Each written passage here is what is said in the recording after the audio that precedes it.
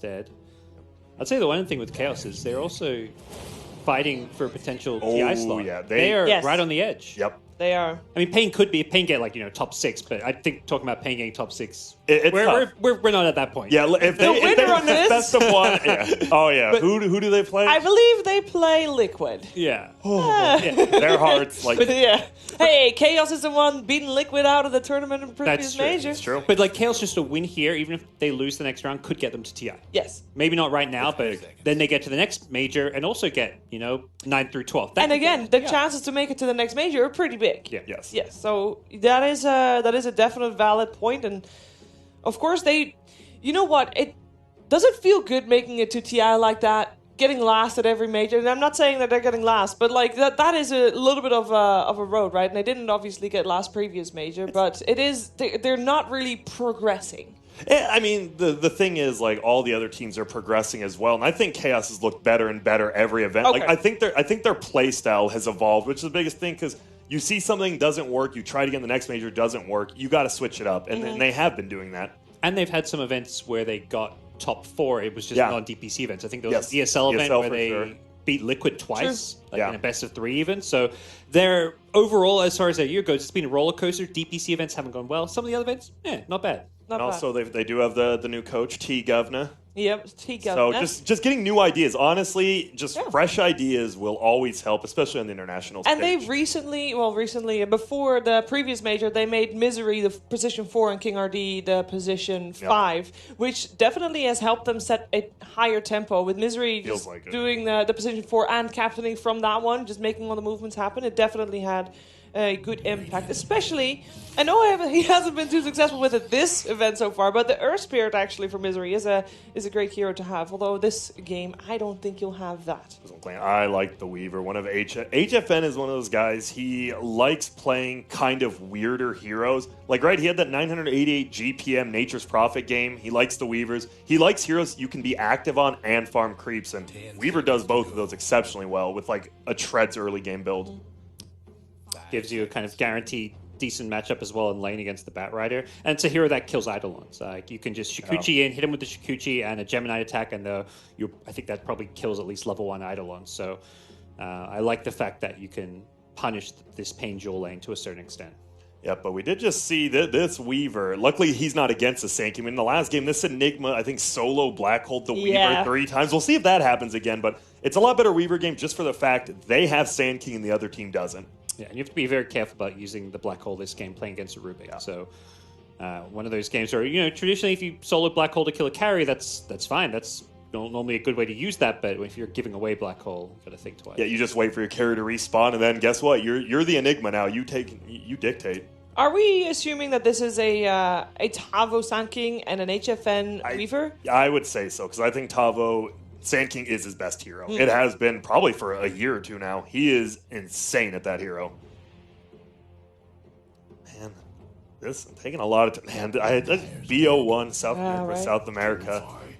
It's going to be the Jug. We have not seen it that much this tournament. I think a lot of teams are just like, it doesn't do as much as it used to. Like, sure, you win in lane, you have the match community, but his ulti just got nerfed, and doesn't feel like he just does as much. Yeah, it's just kind of this stable. What carry do we pick? I don't know. Jug, let's go for it. It's nice because it's kind of a tempo carry where it comes online fairly fast. And we talk about this matchup and these teams and their play styles being, 2 teams that like to fight and brawl a lot. Jug kind of gives you that. Yep, you got the save as well from the Oracle. When you're playing a best of 1, you do want to tick all the boxes so that you're not going to get cornered anywhere with that last pick, right? Yeah. And the Juggernaut offers sustain, a stable carry. You can deal with some of the surprises that might come out. So and he can hit Roche. Like, just having a hero that can hit Roche, honestly, is you can push with it. Yeah. And unlike I think some of the other carry options, Jug doesn't really have counters. It's just like he's a good carry that's not great, but you pick it and you're like, well, what are they going to pick that's going to make our Jug's game ruined? There's nothing. And that's where, some of the other carries, like whether it's the Ursas, the TBs, have some harder counters that you have to worry about when your opponents can counterpick it. Do you feel like you can be flexible with that as well? Is Pain, in this case, like the Juggernaut, can it go in multiple lanes? Where do we feel like... We've been seeing it mixed up. Like, last game, it was actually like the Enigma jungled in the hard lane, and the PL went down there with like double Stout Shield. It could be the same thing. Enigma's jungle, denying the creeps, and Juggernaut goes to the quote-unquote hard lane, but it's not that hard. What do we make of this silencer? New hero. I don't like the hero at all. I'll let God talk about it. Yeah. I'm just not a fan of this hero one bit. We saw Fly played earlier, right, on EG, I think. Not today, but they played it. Yeah. I was hating on it, and then a team first who picked it, and they won with it, so I was like, oh, I guess that makes me look a bit stupid. Yeah, it's a personal thing. I'm not a big fan of this hero, but that Q is super annoying versus Batrider and Enigma. It's a support with no stun, no real slow, no save. It just doesn't tick many boxes. You're dependent on your ulti, it feels like a lot of time. Yeah, that's all you're picking this hero for is... Well, I think the lane stage is pretty good, too. He's a decent hero to secure the lane. As far as harass goes, he doesn't have like a sustain, like a Witch Doctor heal or anything, but you're picking for global silence against both Enigma and Oracle. If you jump on the enemy carry and want to burst them, you can take away the Oracle's ability to False Promise. Enigma's Black Holing, you always have a BKB piercing silence against it. And I kind of honestly, they could do some sort of Sand King Rubik silencer tri-lane against like a Batrider and just run over that lane. Like, silencer puts the curse on Batrider, he doesn't want to cast anything, but you just run at him. He's going to die every time, and you already have a Weaver who's pretty self-sustaining. But then you have a silencer tri-lane. I actually don't hate it that much because they don't have the most stuns. Yeah. They have an Enigma, right? I actually really like that. I think silencer tri-lane's pretty strong overall. A TA comes out for Weehaw. We talked about the speed. This is, I think it is going to be trailing because you have this Weaver who can play by himself. You have a TA, obviously, can play by herself. And what does Pain have? You got to pick up someone that can counter at middle. Or could they just put the Batrider middle against TA? Oh, that's not a bad idea. We saw that once this tournament. I already forgot who it was, but I think we saw that. It was not Pain. Yeah. I can tell you that. So, are we... Because so far, 4DR has played a lot of Kunkka as well. 5 seconds. Kunkka's not terrible. Still option in the game. Team fight control, actually decent versus Weaver. Obviously, Silencer's ulti destroys that hero in the mid-game, but Silencer destroys most heroes in the mid-game with that ulti. Yeah, it really depends on where that Batrider is going to go.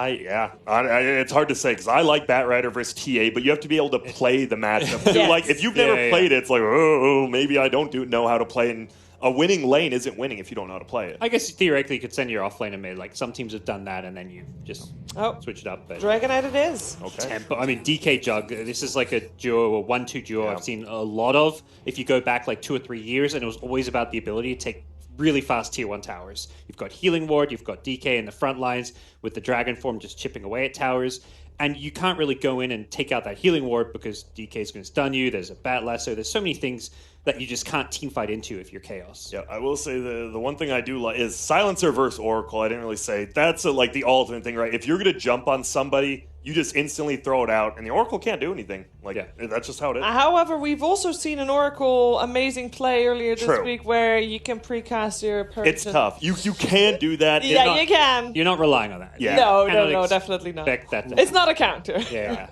I really want to believe. I like the Enigma opening for Theo. They can be a little bit greedier while still just pushing towers. You get Helmet of Dominator, Jug DK, right? You're just going to push his 5 eventually. And here's the thing. They didn't pick the Enigma for the Black Hole this game. Yeah. And that's where picking both Rubik and Silencer to me is like a bit of a trap because this Enigma is just going to build Helm. He's going to push he towers. Can go mech. Like normally if it's a good Enigma game where you can get Black Holes, you go BKB, Blink, and use Hold. This game can just get Aura items. Yeah. I just feel Chaos. I think they are the stronger team as well, though. Yep. And I think if a Weaver and a TA have a good laning phase, you're just looking at a 15-minute in-your-face lineup. It is going to be very much... They might just play opposite sides of the map and just push towers opposite, or they might just run at each other in 25 minutes. Who knows?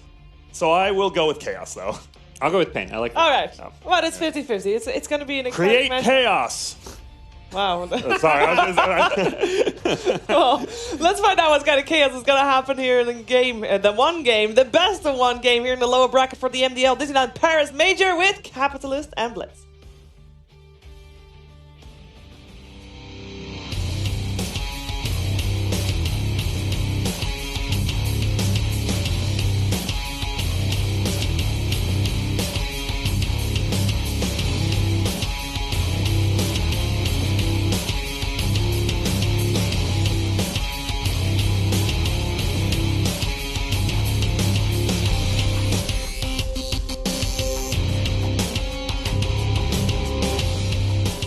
That's right, Grant. It is Create Chaos versus Bring the Pain here, the South American matchup, and a best of one to determine who's going to be moving on in the tournament, who's going to be knocked out. There is a clear favorite in this matchup, It is obviously Chaos, who have been the most dominant team coming out of South America. They have also been the most consistent team. They've been around for a while. The only swap they really made recently was this season, swapping in Misery for Duster. And Misery was already their coach before that, so he already knew the team. So it's kind of expected a team like this with a top-tier captain like Misery is going to be able to place those non-stop first places in the SA qualifiers. But Pain, this is their chance to get some payback. I was going to say that for some reason I'm in Grant's seat and his headset smells like cheese, but I won't wonder about that too long. Yeah, I mean, for sure. Pain, I mean, I think Pain is actually quite a good squad. Like, I think skill-wise, they've got really good players. Like, Theo Lecor, remember that series we casted, like, early, I think it was a year ago, where they played in the Starlighter Minor and they beat Vici in a best-of-1? His Earthshaker was absolutely dominant. Like, the skill is here. I think 40R or Adriano is a really good player, too. He was on that SG squad, right? That made that deep run. Super good carry. And we know, we're going to call him 40R because that's what it is in game, but we do know his name is Adriano. That's what the 4 stands for. It's an A. The thing about it is, we're going to call people by what their name... Like, if you wanted to be Adriano, you would have the full... Yeah.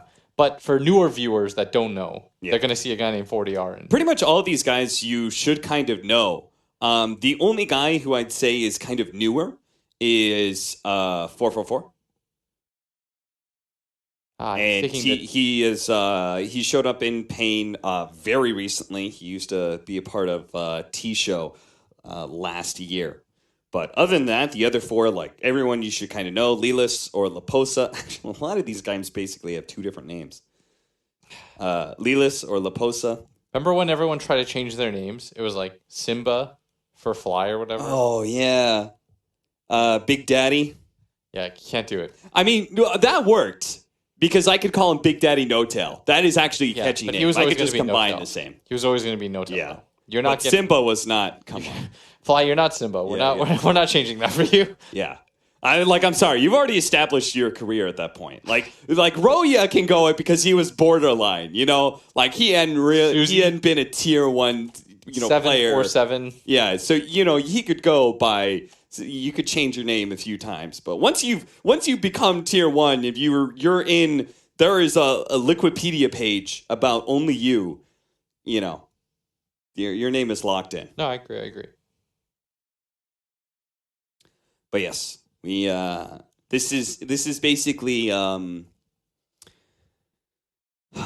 of these guys have been around for a long time on the side of Pain Gaming.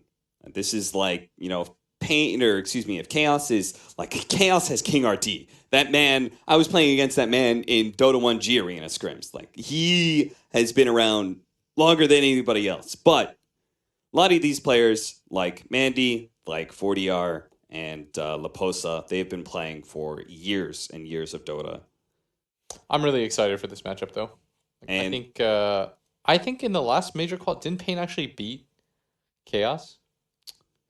Was it in? I think it might have been in a series where it was like placement and it didn't. I thought it was a 2-0 thing, or maybe you're right. And then Chaos had to qualify normally, if I remember correctly. So a lot of people I think would blindly give Chaos like the advantage, but Pain is not a bad team whatsoever. No, certainly not. They can definitely do this. They have good experience with each other, familiarity.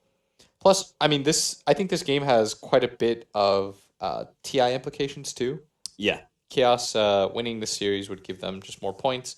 Pain obviously would need something like a top 8 to get a significant amount of points. And it's not like impossible or anything like that. Yeah. Liquid right now in their current state I think is very beatable. So who knows? Maybe this is the time for SA Dota to show up, show some potential. And I would say like Pain has got to be the hungrier team, right? Like they're a team who would love to be able to dethrone Chaos. Again, you've got the same kind of like longer history of playing Dota, but not really being able to make the most amount of money out of it. And not be able to get those top tier placings. But now, like, there's no better time than right now, right? When you've got so many slots available to you, you're getting a lot of international experience.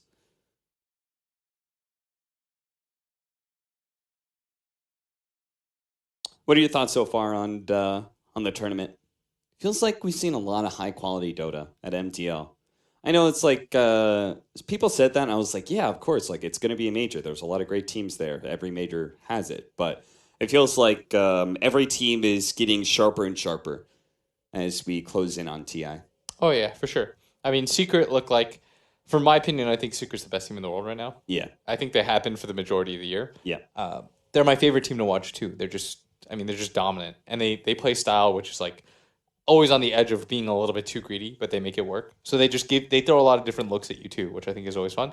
Then you've got VP, who I think are like the regular season champs. Oftentimes they just look the best team in the world, but so far a little bit of faltering. Then you've got EG, who's played very good Dota. They had that 6 series against OG, and now EG's their 2-0 win over OG in the groups looks even better, since OG was able to like dominantly 2-0 VP. Yeah. So like all these teams look like they're showing up in form, and OG especially, like OG just makes Dota more fun to watch.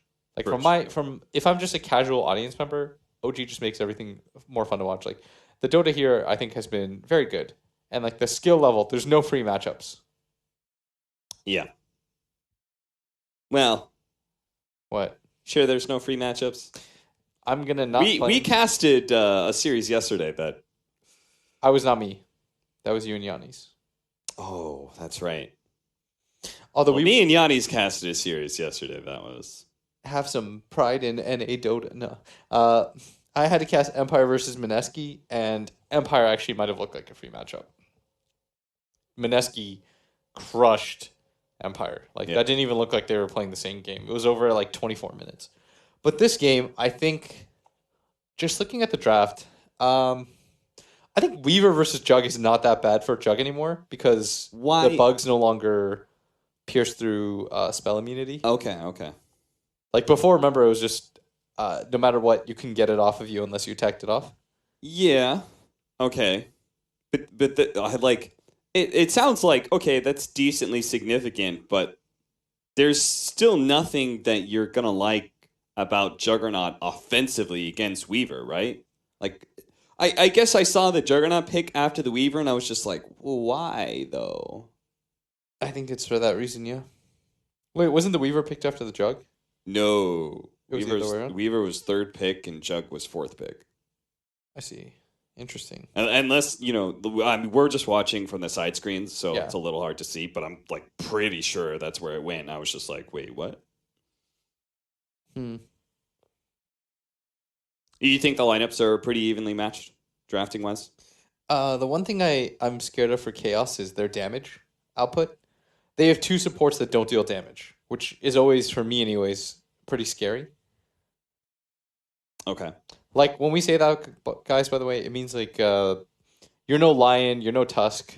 You have, for example, a Silencer who, sure, like, if you steal 100 int, yeah, you'll hit pretty hard, but just Silencer himself doesn't have, like, aside from Global, he doesn't have the skirmish teamfight abilities that you usually like to see. Right. And then Rubik is kind of similar in that regard, too, where Rubik himself, he relies on other people to deal damage in a way,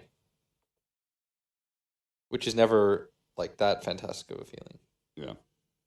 Plus, they all end on stopping this Enigma with both the supports, not just one. And the Enigma can just be like, well, screw it, I'll never black hole. Because he's going to get stolen every time. Global Silence into Rubik's Steel. 4th position Enigma was all the rage a month or so ago. Yeah. What do you think happened to it? Enigma? I mean, I think he's still very good. He just gets banned a lot. Like he has a high ban rate. And I don't think Weaver was pick 3, Juggernaut was pick 4. Interesting. Confirmed. Just looked at it. Yeah. Yeah. I mean, I don't think that matchup is that bad anymore, though, now that the bugs don't hit through spin. So we do resume our game, and just looking at the lanes, we've got DK versus TA. Bottom lane, the Juggernaut is going to be matched up against a Rubik Weaver lane. So 2 ranged heroes, both able to keep their distance against the Blade Fury Juggernaut. Nice play by HFN. an early Shikuchi just kind of getting in front of Leo here. And, you know, that little bit of body blocking adds a lot more damage onto the Jug.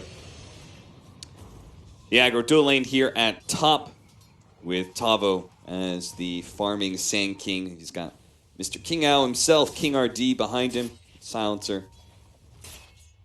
Trying to make this lane a little bit easier, but the Oracle can counter the Silencer in the laning phase. We saw it just earlier. He throws out the curse on the Bat Rider. Bat Rider feels like he can't sticky napalm, while 4-4 can just throw the purge on him.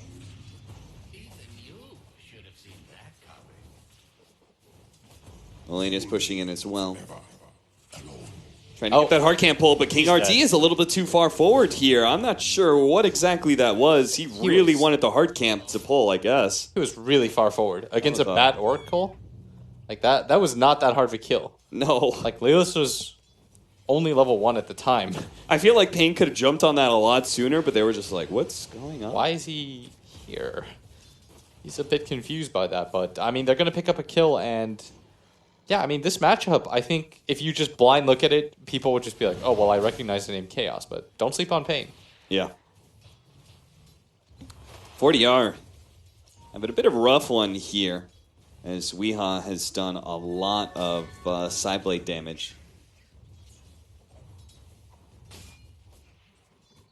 What was the Sideblade damage change? It's no longer pure damage, but it's based off of the armor of the creep that you hit.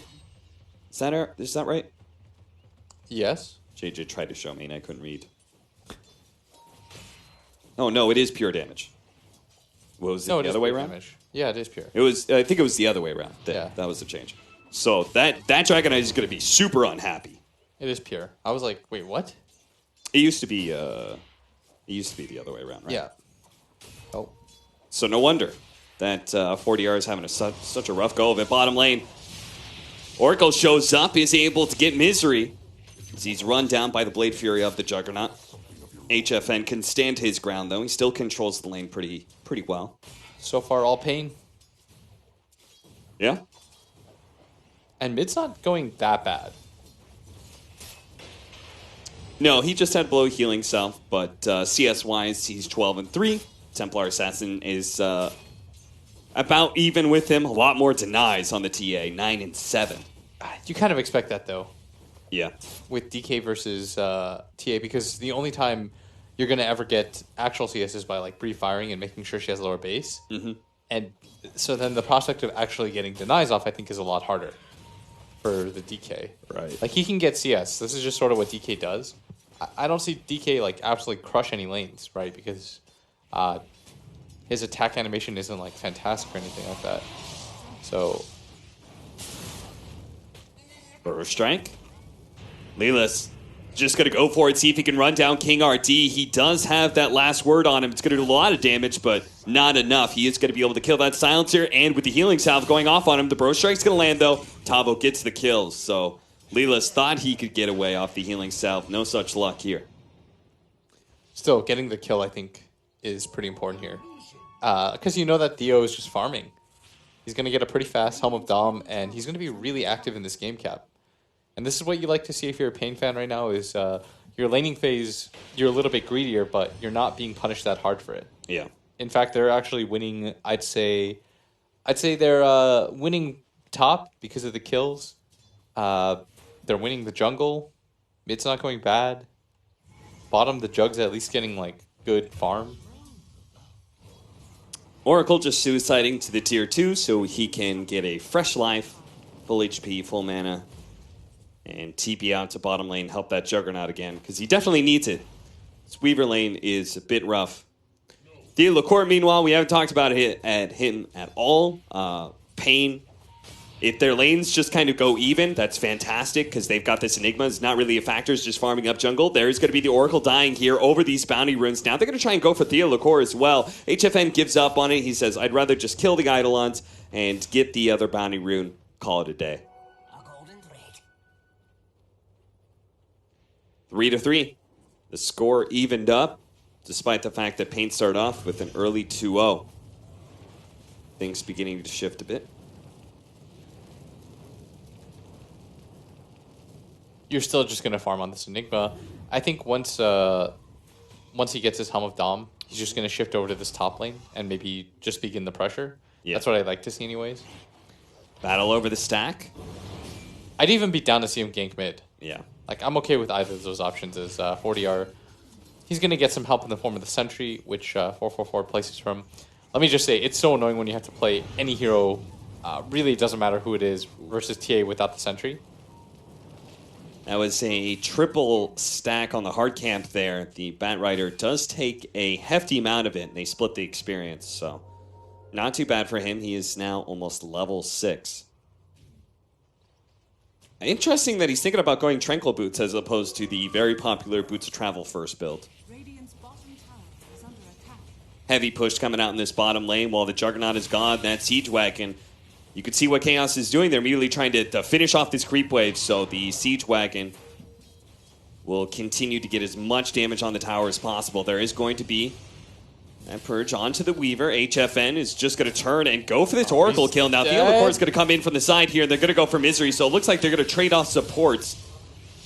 And he does, with the Helmet Dom, take over that Siege creep, stopping a lot of damage on the Tier 1, and now they can use the Siege to put some pressure on Chaos's lane instead. Yeah, very nice steal, but not the worst trade of all time. I feel like the Helmet Dominator build has helped the early game of Enigma so much. Oh, yeah. Because pressuring towers with Eidolons, just, like, too often you just end up feeding away a lot of gold. The bigger problem, I think, was that there was no, like, mid-range item for him. Yeah. It was like, you got Soul Ring sometimes, and then what would you build, really? You'd get, you just start rushing Mech and Arcane Boots. Didn't really feel that good. You don't really need Mech at that time. And you sort of need Arcane. Like, it was just a lot of halfway measures that you'd have to go for as Enigma. You didn't want to ever go Blink first. Telekinesis pullback here. Weehaw, the Burrow Strike is going to come out from Tavo. A heavy rotation from Chaos as they look to defend their mid tower. It was a cool rotation by Pain, like grabbing the Siege Wagon from bottom lane and using it to go push mid. In fact, they're still going to keep that up here. But Chaos were very loath to give up that mid tower. They should be. Like, this isn't something that you want to trade out. Like, the DK, if he gets a few hits in and he gets the majority of his DK form off, I don't think he actually cares that much about that death. Yeah. And eventually he is going to take that tower. Blitz, you worked with, you said, Liquid, they protect their mid tower the most out of anybody. They prioritize the mid trade-off the most. You worked with Misery. Does he feel similar? Yeah, I think they had very similar concepts of Dota. I think everyone that played on that Team Secret team has the same idea of Dota. Okay. Like, at some point, it's like the secret tree, right? All the teams that like have successful captains and stuff came from that like tree. Aside from like maybe PPD, Puppy, Kuro, Fly, No Tail. Yeah. You know, they all kind of understood the same things about Dota. Whether like I don't know who was the originator of it, but it all kind of makes sense, right? Because they all did work with each other. And Dota, it hasn't changed that much. The mid tower, just because of where it's placed, like in the middle lane, the proximity to Roshan, the way that the jungle is controlled, it's always going to be of importance. As Tavo going to come in, try to stop things, as he's going to get rooted up, but the tower should fall. As he does get 200 gold. Has the last word on him, is trying to make his way over to the shrine where the TP is going to come out. Oracle tries to save him as best he can, gives him a little bit of heal, but now 444 just realizes that he has TP'd into his own doom. He's just given Chaos another kill here. Yeah, so they're going to trade those 2 kills for the mid tower. Pretty heavy commitment by them, and I don't think Chaos minds it that much. Unless they also lose this top tower, then I think you start to care a little bit more. Like, losing this top tower to this Jug, I think, is not the play. It's such a long kill for him to go for. I do like that he is making this play. They're just going for the mirror trade. But when you're later, when you mirror later, like, it's a lot harder to just take that tower, which is why we see the Jug spin out. Tavo tries to time it, but no way. He thought maybe Mandy screwed it up. Maybe Leo was not going to get the full spin TP. That is 3 bounty runes for Chaos. And that is Oracle dead again. You know, I would love to see him one of these times, because I'm not convinced the heal is actually doing more than just disarming the Weaver. Yeah. I feel like that would actually accomplish a little bit more, but either way, he's dead. There's no going into that jungle area. And he should know by now that Chaos does have a very aggressive ward. That's why he keeps on beating death every single time he heads to that area. I mean, that's the second time that they've caught him out, and they've like beeline towards him. Maybe even the third. So, yes, he does have to be a little bit more careful here. Batrider, let's see, any big items? Leo, Smoke? you cannot challenge that Templar Assassin. And he is blowing through all of his mana here. So if they do get the right kind of initiation on that Templar Assassin, he will not be able to help with the kill. No Omni Slash, not enough mana for spin either. A heavy push coming out from HFN, who throws the bugs out nice and early, catches the creep wave before it connects with his own creep wave, which just means his creeps get more damage on the tower. This would be a massive kill if they could actually get it. And 4DR, they're going to drop the sentry. He's going to lead with the going stun. off. He does have his ultimate, but they're just going to throw out the black hole. Do they have enough burst damage? Tanky. No, 444. It's going to be a little bit close, but fortunately the Oracle does so much damage. Tavo with the epicenter, and here at top lane, Leadless tries to turn around a little bit. He's going to get tossed back into the Sand King with the Sandstorm. Keeps on going during that time, so if that was the older Sand King, maybe he would have lived, but that damage over time, and now we're going to watch Misery probably die as well, unless he steals a really good ability in spin. Leo. Can't do that, man. That was the only way. That was the only way. Away. I knew that was going to happen, too. Yeah. I was like, he's not casting any spells on you, man. You know what's going to happen. He's just going to spin TP. They don't have nearly enough damage at this point in the game to kill him. With just Going for Weehaw. Weehaw a bit out of position. The lasso is not up, but they may still be able to run him down, especially if they get this Malefice done. That's really all they need. He's currently silenced up, but if they can still get the kill, the Burrow Strike goes out and actually misses, and the Oracle, just at the right time, waits for the Refraction to go down, then finish him off with the Purifying Flames. Now he's going to try and keep himself alive here with a False Promise. He did get a heal. He's good. He's up to full. He's good. And so far, I mean, really action-packed game, 7-9. Both carries taking full advantage of the opposite ends of the map. HFN getting good amount of farm, and he's putting pressure on the tower, which I think is important. Like, the Jug can't really do that quite yet, I think.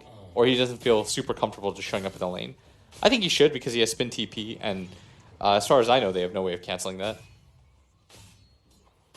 Unless Misery steals, like, Bad Ult or Black Hole. Yeah. So for the time being, he should be able to pressure the tower, and I guess the reason he's not is because he doesn't feel like he has the mana to spin TP out. But I'd even maybe consider just like bringing a Clarity to myself. Diffuse the Blade, when that is up for HFN, I mean, he's already been a terror to these supports on the side of Pain. It's been a little bit hard for the Batrider as well. All these heroes are going to have a rough time against HFN very soon. It never feels good to play Weaver, or to play any support against Weaver, just because he chases you down. The bugs are so annoying for you to deal with. Nobody really likes it anyways. I was going to say Rubik, but Weavers haven't gotten good enough to like play around Rubik, you know? Yeah. Although they always Shukuchi forward and then throw bugs and then they just don't cast Shukuchi again. Yeah. And then you as a Rubik are like, okay, I can steal the Swarm. Cool. The Swarm is underrated, man. The Swarm is underrated, but it won't save you from dying when the Weaver's on top of you. Swarm. Save me, Swarm. That's one of the coolest spell names. The Swarm.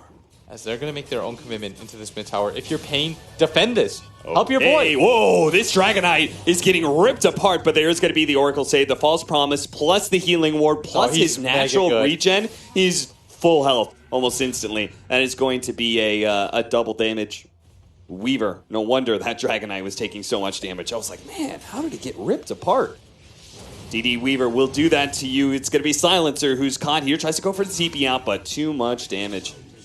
15-minute bounty runes are on the ground, and it looks like Chaos is in the better position again, as they should get 3 out of 4. The weird part about this game, too, is like because you have these two supports that can't do much, you really need to rely on your cores. Yeah. Got a successful scan, HFN. He was hoping that was somebody else Not a Juggernaut. I mean, he was hoping it was just like he'd run into Oracle or something there. Yeah. Or even Batrider. He killed the Batrider really easily. Weaver versus Batrider is one of those matchups that you love playing as Weaver. You can always keep up with him. Can we see the Bounty Rune matchup? I feel like Chaos has done a better job of... Yeah, Gio. I mean, if the Bounty Runes were even, Pain would actually have a pretty good lead right now. Yes. I love that, by the way. But we noticed, too, that the team that gets more Bounty Runes doesn't often win. Yeah. Like, Keen doesn't really care about them. Liquid cared about them a lot in the EG series, but it didn't seem to matter, right? Yeah. Guess it's all about... I mean, if you're not getting those Bounty Runes, you better be achieving something in return. Look at that heavy amount of burst. And this time around...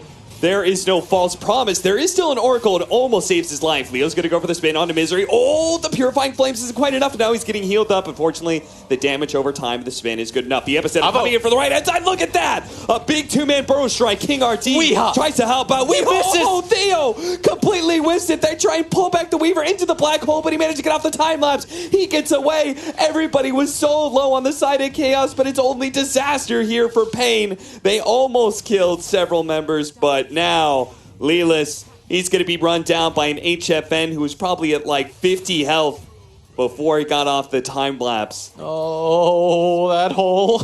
Oh, dear. 40 actually comes back in. Weehaw. He does get off refraction, but it just gets burned so quickly, and he's not going to get a chance to be able to blink away unless they don't have vision. The Centaur stun. Drop the sentry, get the kill. Good work from 444. Very interesting build from Weehaw, by the way. Yeah, I want to talk about that. Going for the medallion, I don't know how much I love that. I don't know how I feel about that, I should say. I mean, it looks pretty sick how quickly he's able to burst down somebody when he medallions and then Fade hits them. I mean, I sort of think that Deso would do a lot for you, too. Yeah. It's whatever. But a relatively successful fight that kind of ends a little bit weird for Chaos just because they stick around for a little bit too much. Yeah. The kill on the HFN Weaver. Oh, sick play. Did you see that? What? The Oracle, the Geminate attack was coming out from the Weaver, and it would have killed the Hamadam creep. The first one hits, and then the Oracle turned around and denied the Centaur. Oh, well done. Denying the 200 gold that would have gone to HFN. Go you, 444. Oh, man, the swing on the miss. It is a hard Enigma game, to be fair to Theolacor. Like, he doesn't ever feel super comfortable throwing it down, so I think he just threw it down. Throw it down. At that point, he's just like, well, people are around me. Like, maybe somebody walks into this. It is called a hole for a reason. Don't focus on that. I don't want to get fired.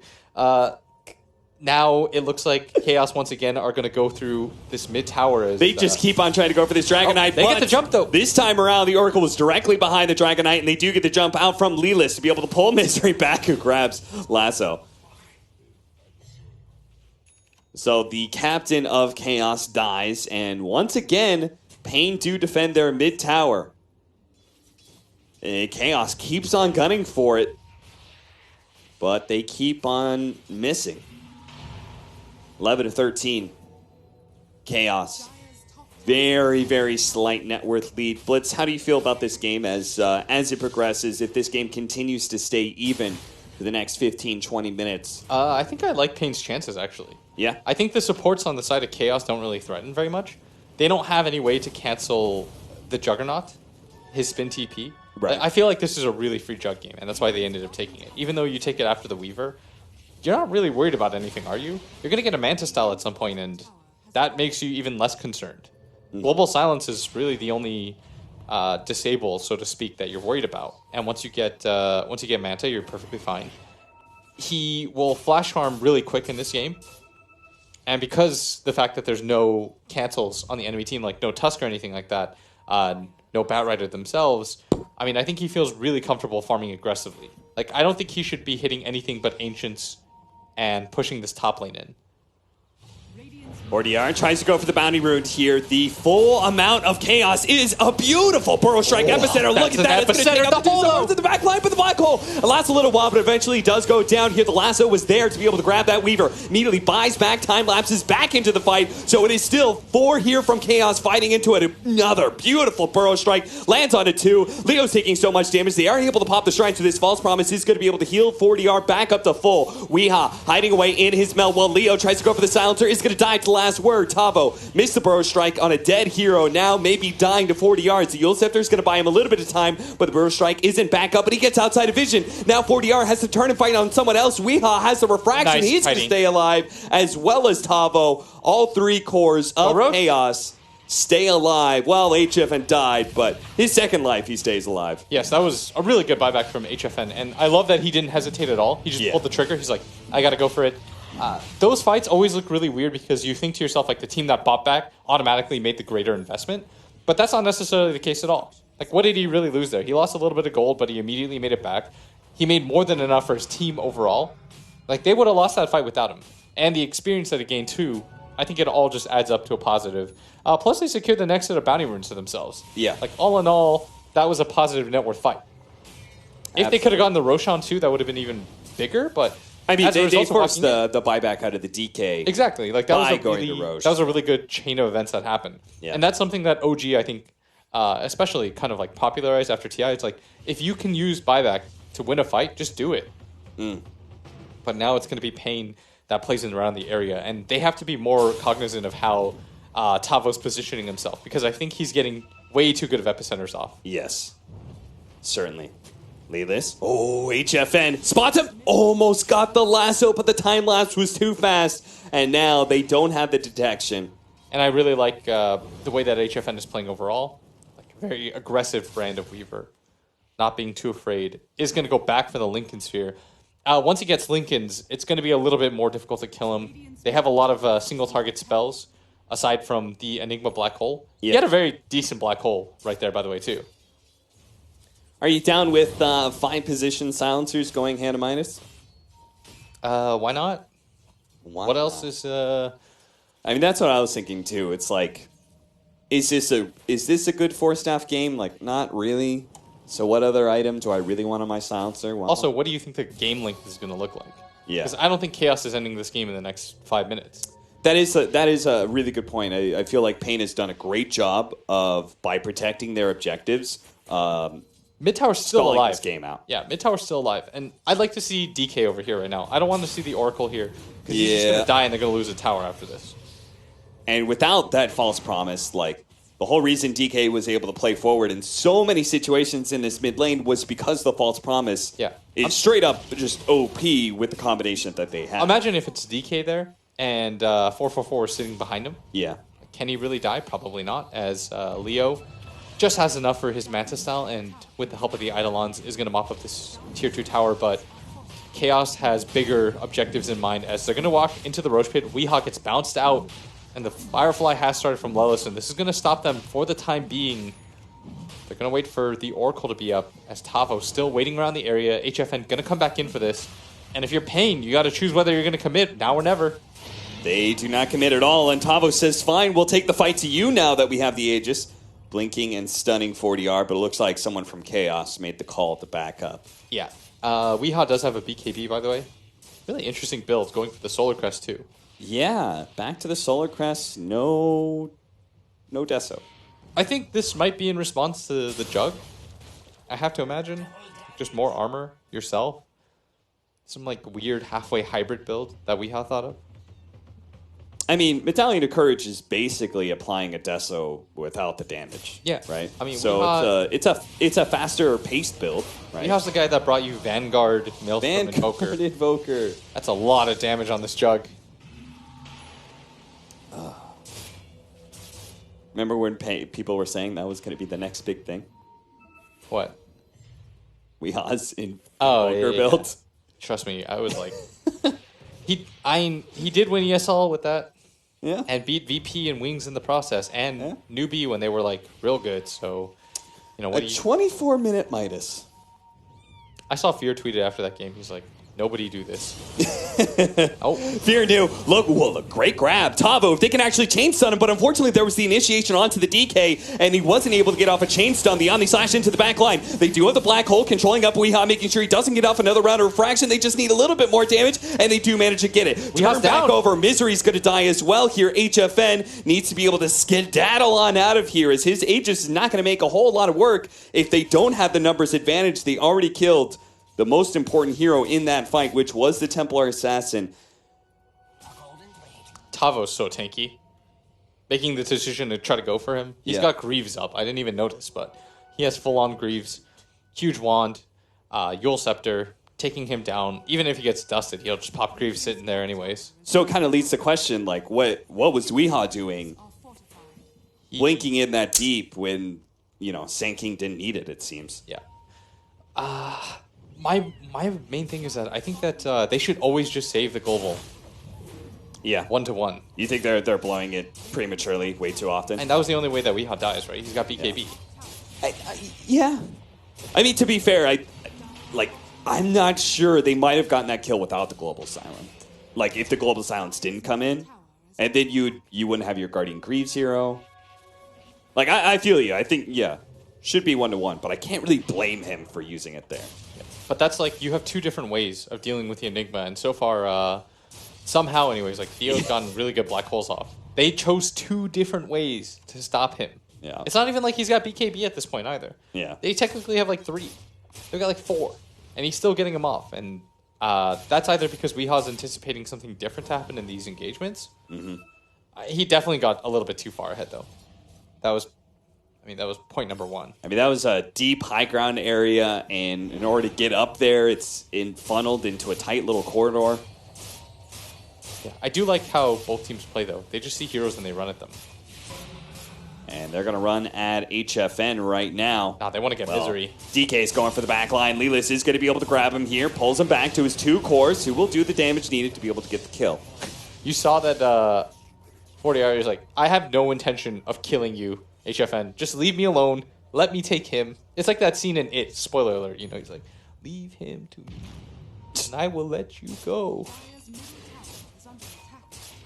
You saw It? No, I just YouTubed that scene. Oh, okay. I watch it. There's no way I'm going to watch it. Blitz is terrified of everything. So, a curse and a blessing. Is it? How is it a blessing? Well, because I stay safe. Blitz, I promise you. Oh, you guys will see some content pieces of Blitz on roller coasters. That's going to be fantastic. I'm pretty sure I'm going to fake an illness.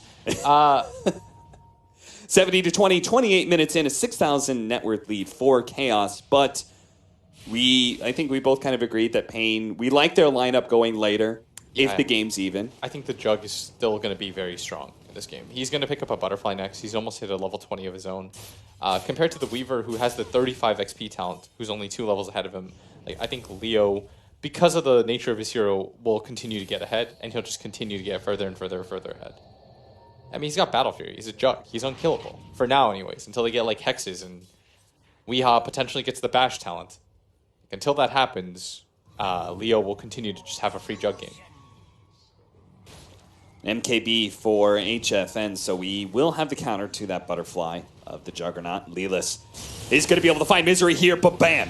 Tavo immediately jumps in, stops the Bat Rider, gets a stun on him. Weehaw delivers a lot of damage to Lelis, but Lelis is still able to fly over to high ground. King RD is going to go down here, threw down the Global Silence because he was going to die, so he might as well get it out, but that means there is no response to a potential Black Hole, and Weehaw really gunning for Lelis here, but there is going to be the save of the Oracle. Lelis should be healed up as a healing ward plus False Promise usually means full HP. You've got to be on full retreat now if you're Chaos. Yeah, they've got a bash. Tavo actually going for the stun here, but Leo, he's lost vision for a second. The Weaver is still down. He has no buyback. He's dead for 2 minutes. What's going on? As Chaos, I mean, they're sticking around way too long. Yeah, they've got to be more careful about this. This Basher Juggernaut is a threat. And Theo now has Black Hole. There's no Global Silence. The moment the silencer was dead, the fight's over. Yes. You don't fight anymore. It is full retreat mode from there on. HFN, I think, is way overrating his survivability because he's got that Lincoln's. Yeah. There's a Basher Jug. You saw it too. You know if he just gets one bash, they'll chain spells together and kill you. absolute worst situation for Pain there is they blow Black Hole to kill you after you pop your ulti. That's what Theo was waiting. He was running past just to make sure that would happen. So there was no way HFN was getting out of there. The weird part is there's no winning in that scenario. Nah, HFN, it's not like, you know... I guess the situation that he was waiting for was maybe if they overcommit to him, Tavo can come in. Because that's what Sand Kings love to do. Sand Kings never love to just start the fight. They love to come in like a quarter of the way through the fight once it's become a little bit chaotic and they have good epicenters in the backline. So I agree. I'm not really sure what the overall plan was there. Speaking of the backline, Pain is doing a great job getting to Chaos's backline, and I feel like Chaos is doing a bad job of getting to Pain's backline. I mean, how many times has this Oracle gotten off a false promise on some hero they initiate on? Oh, for sure. And that just goes to show you, like, the positioning, I think, is a lot better right now from Pain supports. Because you should not be in a position where you have to blow global just to save yourself. Yeah, why was King RD on the front lines? Yeah, that's... I mean, you've got... If you're King RD, you know, your hero is so important. Because you have the potential to end all fights. You know, and as soon as that's done, it's such a big relief from the Enigma, right? Can you imagine how Theo feels whenever Global Silence is down? He's like, oh, finally, like I can play Dota again. Yeah. I mean, it feels so hard for him that he's just building all in on the, like the panel said, he's just going for the auras. He's going to pick up a Crimson Guard for himself, which is going to be even more effective. It's really nice against Weaver, by the way, and TA. They lose a lot of their burst potential. They can't really play the margins of the fights anymore. Can't just like get in and out. And you know, Theo has played aside from that whiff, like whatever. That's one of those situations where I can't really blame him. He's like, well, I need to just cast it. It's impossible to cast anyways against their lineup. He's hit 3 black holes or something in a row that have actually led to kills or won team fights. So for me, what I'd like to see from Chaos is a little bit more discipline. Don't have your silencer in a position where you can get caught like that. And they might just lose Weehaw here for free as he's going to get... lassoed into the Fortune's End here. He's going to be popping his BKB and trying to run away with a refraction. The Blink Dagger's now up. Why didn't 40R stun?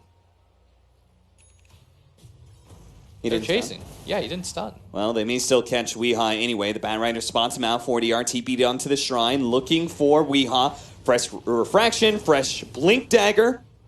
I mean, Weehaw doesn't no have a TP, though. Yeah, so he's dead eventually. This took like 10 seconds longer than it had to, but it doesn't end up actually mattering as they do nab the kill, and they want to go on Leo here. They can actually kill Leo. Telekinesis, toss back into the Tavo stun. There goes the Global Silence, deploying everything they have, but he gets off the Manta and the spin. That means he's Magic Mirror to this epicenter. They do no damage. Now they have to retreat out for sure, as the Omni Slash is going to be able to bounce around, but HFN gets off the time lapse, and Shikuchi's away. Tavo burrow strikes through the right-hand side, blinks out, TP's away. Somehow, no, they are going to lose somebody out of this. It's going to be Tavo.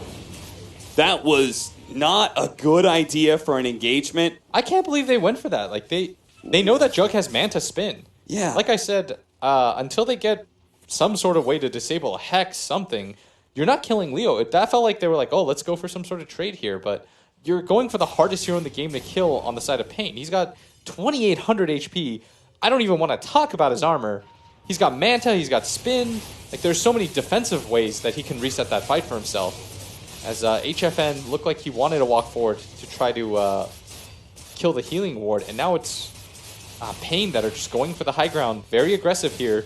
I really like this play. No waiting for the Aegis or anything like that. They see an opportunity to take a tower. They're going to go for it. I think now they should back up for the Roshan. Mm-hmm. There's still 25 seconds left on Tavo, who, even when he respawns, won't have the epicenter up. And your Jug will take this very quickly. You know, I think that last fight was a great example of what's been going wrong for Chaos and this Global Silence the entire time. He's trying to use this Global Silence to put a Band-Aid over bad situations. Yes. Bad ganks. That's a really good way to put it. He's like, oh man, this was a terrible fight, but maybe it can be changed by me popping this Global Silence. Like, he feels pressured to do that, and Chaos just shouldn't be making these moves in the first place. It's just two non-impact supports. Like we talked about in the beginning, they don't really deal damage. They're not scary to the Jug or the... because they don't deal damage. They're not scary to the Jug or the DK. Whereas Pain, like, yeah, their supports don't really have that same threat, but you try to counter this one support with two of your heroes, and 444 is just sitting back. He has cores that can deal damage and get in there. So he just sits behind. He has really value targets with his False Promise because they have so much heal. You've got the Dragon Knight's natural regen, the Jug's healing ward. It doesn't feel that bad not being able to deal damage. You can sit there and be a lot more passive than Chaos' supports have to be.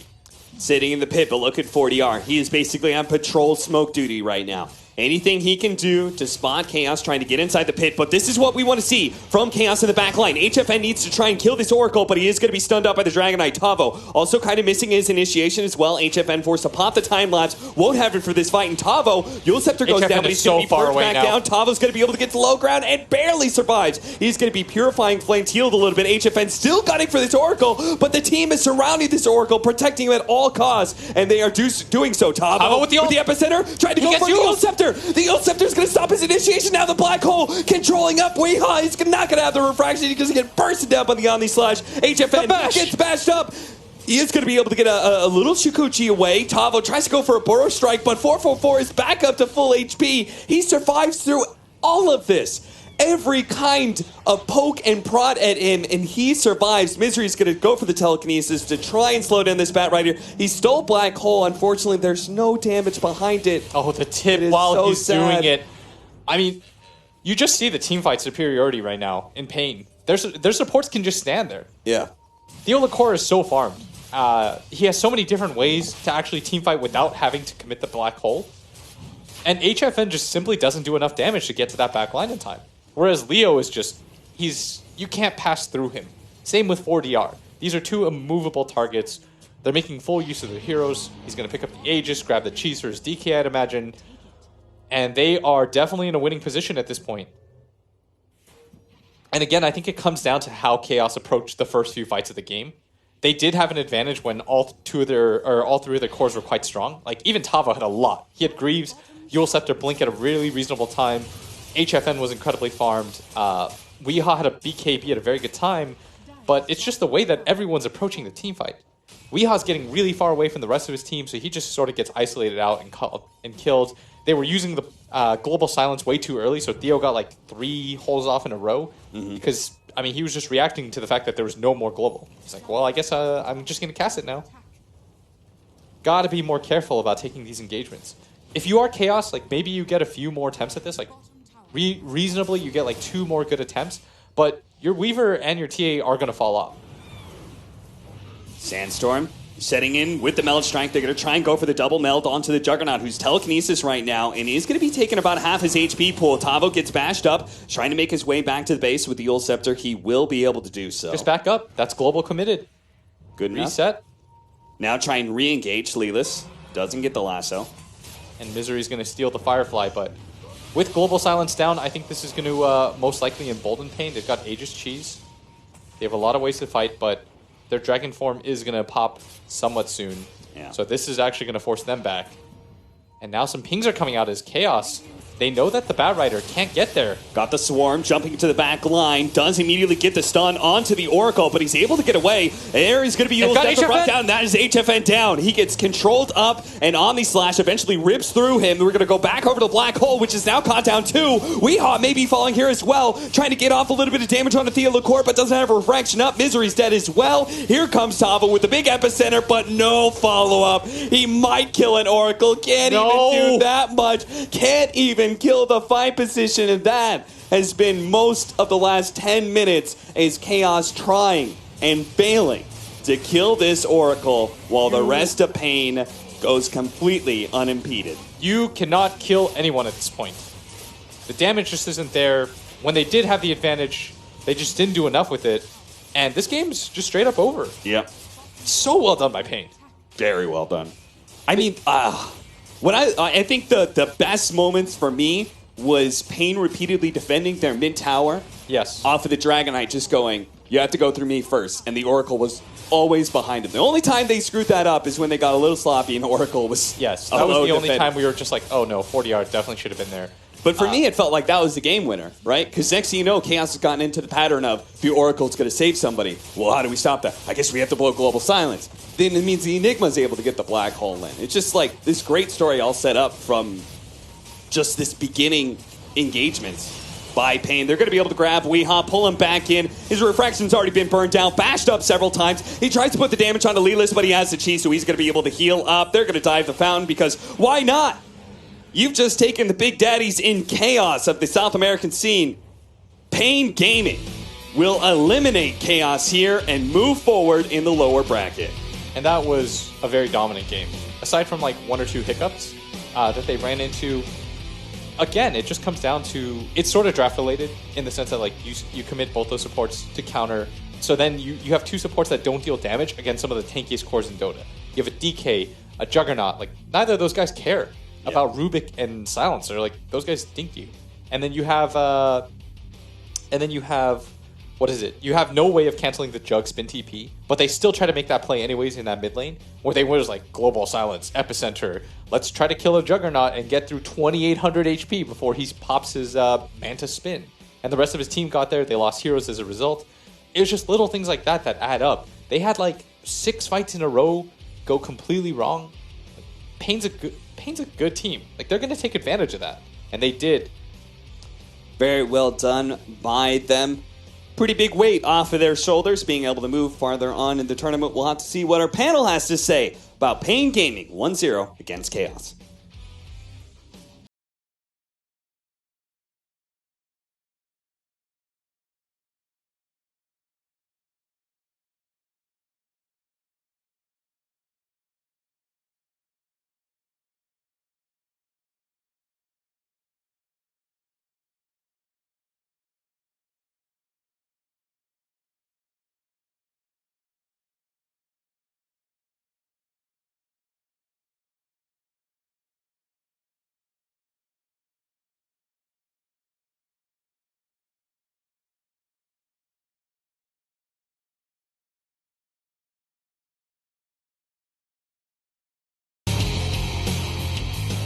Pain Gaming victorious here against Team Chaos. I bet there's a lot of shards that are lost on that match. What a game.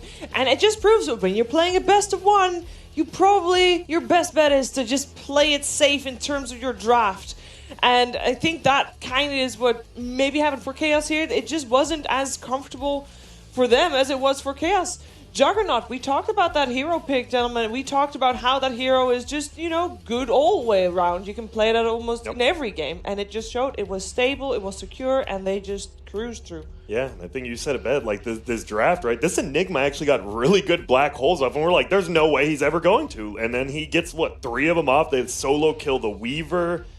I don't know. That Enigma got way too much out of that game and played amazingly. Yeah, they weren't able to really contest his farm too much, and as the game played at this slower, safe pace, it kind of ended up in this scenario where there's 4 cores farming on the Radiant side with this 4-position Enigma, and this Dire side have 3 farming heroes, and 2 of them, they're physical damage cores. They don't do much physical damage because there's a DK with a Halberd, and Jug is also a lot of stats, a lot of armor. Yeah. Halberd and the armlet, right? Just the armor you get from that, that was a perfect build on that DK and the supports. The Oracle got picked off 1 time in a 40-minute game. I must say, very impressive. That 444 is definitely the player that impressed me the most in that game. We have been talking about Tavo and Sand King and how good he is. This is one of his best heroes, and he had a great game.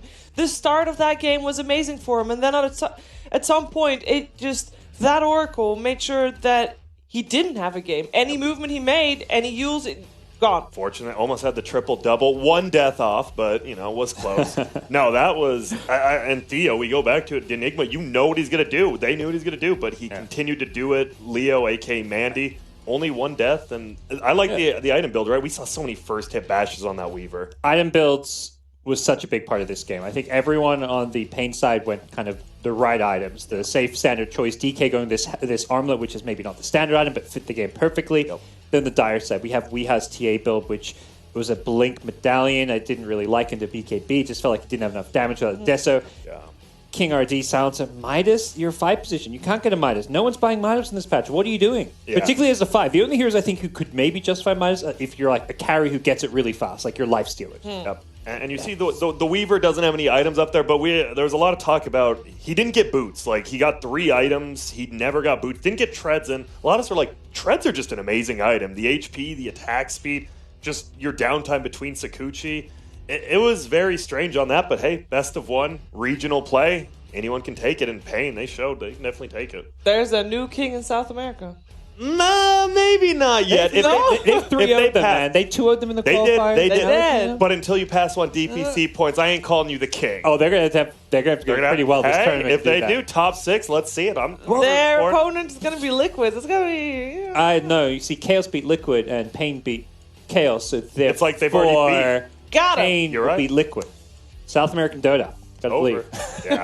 No, that is going to be a really tough matchup. But, I mean, if they play this well, like they played very calm and collected. You could tell they didn't make mistakes. They played, I don't want to say overly safe, but they definitely played pretty dang safe, and it worked out for them. So Yeah, like you saw them kill the Weaver. He had the die back, and they fell back. didn't to push the farm, tier right? 3, which they could have. But you know what? I mean, we saw Lions do that the minor too. Just don't take any risks, and you'll eventually win. And we didn't mind it too much because their draft was scaling better anyway. Oh, yeah. So it's like I think they knew that they were just going to win if the game dragged anyways. They weren't in a rush. Yeah, we weren't that upset, but I was just like, why not? Why not? Yeah. But they won. They did win. And we talk a lot about game tempo when we're talking about the games that are happening nowadays. And I feel like the tempo was set by Chaos, but it was like they couldn't keep up with their own tempo. Does that make sense? Yeah, no, it was that middle tower. Like they set this pressure. They actually took a lot of like the top bottom tower, and then that middle tower, they fought around it like 4 times, and Chaos could never take it. It was really good defense by Pain. Even when they won fights, and then it was followed up with Weeha making the big mistake of dying trying to kill the tower. It was that's the thing. Like that was rough. We didn't like the draft too much. The item decisions I think were a bit questionable, but there was also some individual mess ups. There was for sure. Yeah, I mean, this is all about best team making it to the top, right? And this game showed that at this moment in time, Pain Gaming tops Chaos. As you said, the 3-0, they 2-0'd them in the qualifiers. They 1-0 them here, and they deserve to move on. And Chaos will be a bit annoyed because their group stage, they start off really well. They actually beat NIP the first time they played. Yeah. They had that rematch. They had a tough group. Secret and NIP in the same group. But Absolutely. you beat one of them, and you know that's the problem though. You didn't beat them when it counted. Indeed. And for now, this was the first win that Pain Gaming had this event. So far, they haven't had a single win yet. Yep. Let's find out what Leposa thought about that best of one against Chaos. 大家好，我是 Toki， 然后现在在我身边是 Pain Gaming 的 Lilies。Congratulations! Thank oh you. my god! You're finally done with best of ones. Yeah. But that was a very intense game, a lot of back and forth. Can you walk us through a little bit through that game? I mean, they were kind of on the clock, so the only thing we had to do is just not let them have Roche for free. So we just camped the high ground, and we knew they were gonna come. And Sancer kind of falls off. Like people say, Sancer counters Enigma. It's not really true because Enigma is not about the ulti, right? So we knew we had the game if it went like past 35 or something like that, and we just kept calm and played our game. Keep calm, play it all. I Yeah. like that. 我问了一下，就是上一把其实打来打去有来有回的，问一下他上一把是怎么的一个心理活动，然后他就说，其实他们自己心里明白，他们Chaos 的话其实是有倒计时的，他们能做的事情就是不让 Chaos 就是免费拿到肉山，然后所以他们就蹲在那里。然后他说，其实很多人都以为沉默是比较克制谜团，但是并不是。Although you did beat Chaos once in the best of 3 in the qualifiers, a lot of people would still favor Chaos in this matchup. How does it feel being the underdogs? I mean, it's not a lot of pressure, honestly. We beat them, so we know we're capable of beating them. And when we're playing the game, there's not really any pressure. We're just playing another game. So there's no pressure, honestly. 我问了一下，因为之前在预选赛当中，他们是在 BO3 里面曾经击败过 Chaos， 但是在这场比赛当中，很多人并不看好他们的。作为不被看好的队伍进来的话，他说其实在游戏当中是完全没有压力的，因为就是正常打游戏就好。但是他们因为之前打败过 Chaos， 所以心里知道是有打败 Chaos 的能力的。You said that in the interview that you don't come into tournaments with expectations. Are you happy with your performance so far? I mean, it's only a best of one, right? We lost all our matches in the group stage. I think we could have done better versus Fnatic. I think versus VG, they're like really good. So it's hard for a team that's never been to a LAN to just beat the major winner, right? So, I mean, I'm not completely satisfied. It's only a best of one. If we could still like win another game, win another series, then it would be pretty satisfying for me at least.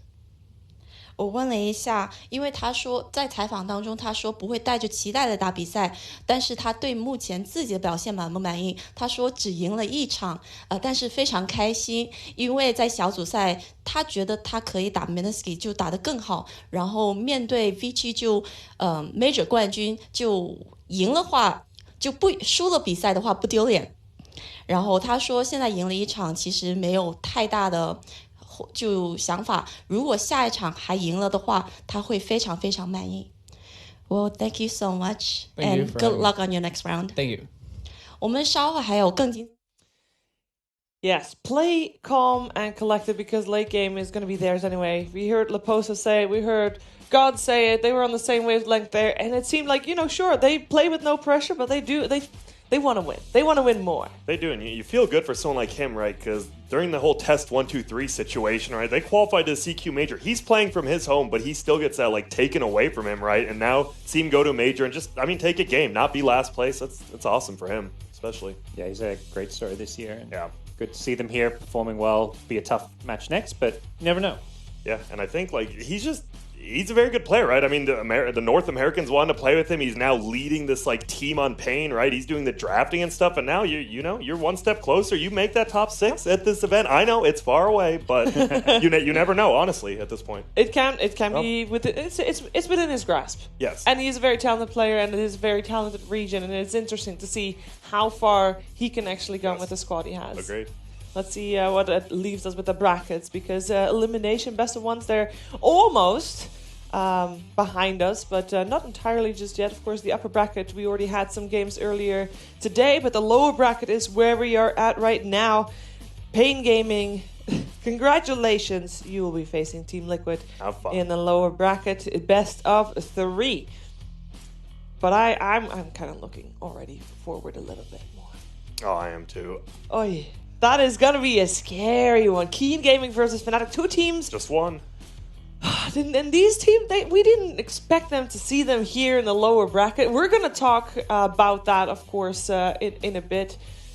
And Gods, I don't believe we'll have you with us for that one. I'm out of here. Or me. Oh, well, then I want to hear you guys' opinions. No, I want to hear what you guys have to say about this one. I think Keen is very heavily favored in this matchup after watching how poorly Fnatic played in their group, because I don't think their group was as hard as Keen had. I think the group of death, right? They even took a game off Liquid very stompingly, but I think Keen has looked a lot better this tournament, so I'll base it off that. I think Fnatic had a tough group, but they lost to the team that wasn't tough in their group. Yeah. They lost to complexity. Okay. They had OG in their group as well as someone else. So True. All the groups were tough, Yeah, right? they had- That's the biggest thing. Yeah. No, but for me, Fnatic had a terrible day. They played absolutely rubbish Dota. Watched them so much throughout this DPC season. They've been in every major. They were, I think, top 8 of the first one. Then they got top 6. Another. They were on it up for. Yeah, they were doing better and better every tournament. In Sweden, they looked fantastic. And here they are, 4th place in their group, losing some really bad games against Complexity. They lost to OG as the team that. Yeah. They lost OG and then they lost to Complexity, but they had a bad day. And they're such a talented team. I think they're going to bounce back. I think it's a 50-50 series, and I'll, of course, side with SEA. So Fnatic. Of course, you can. And at the moment, you guys can be biased because you won't be on the panel for it. Oh, we can. Yes. No, I'm just. I don't know. I'm excited. I love watching Dark play. It's my favorite 5. So. And I'm also going to side with a quick game so we can get our battle pass out. Thank you very I much, think Val. yes, that would be a great one. And for the battle pass to come out, we first have to play one more game of Dota 2. We're going to get to that after the break. RT is a little bit too far forward here. I'm not sure what exactly that was. He really wanted first strike. Lelis just going to go for it, see if he can run down King RD. He does have that last word on him. It's going to do a lot of damage, but not enough. He is going to be able to kill that silencer, and with the healing salve going off on him, the bro strike's going to land though. Tavo gets the kill. The board's going to come in from the side here, and they're going to go for Misery, so it looks like they're going to trade off supports. And he does with the helmet on. Mid-tower. They just keep on trying to go for this Dragon Knight. They get the jump, though. This time around, the Oracle was directly behind the Dragon Knight, and they do get the jump out from Lelis to be able to pull Misery back, who grabs Lasso.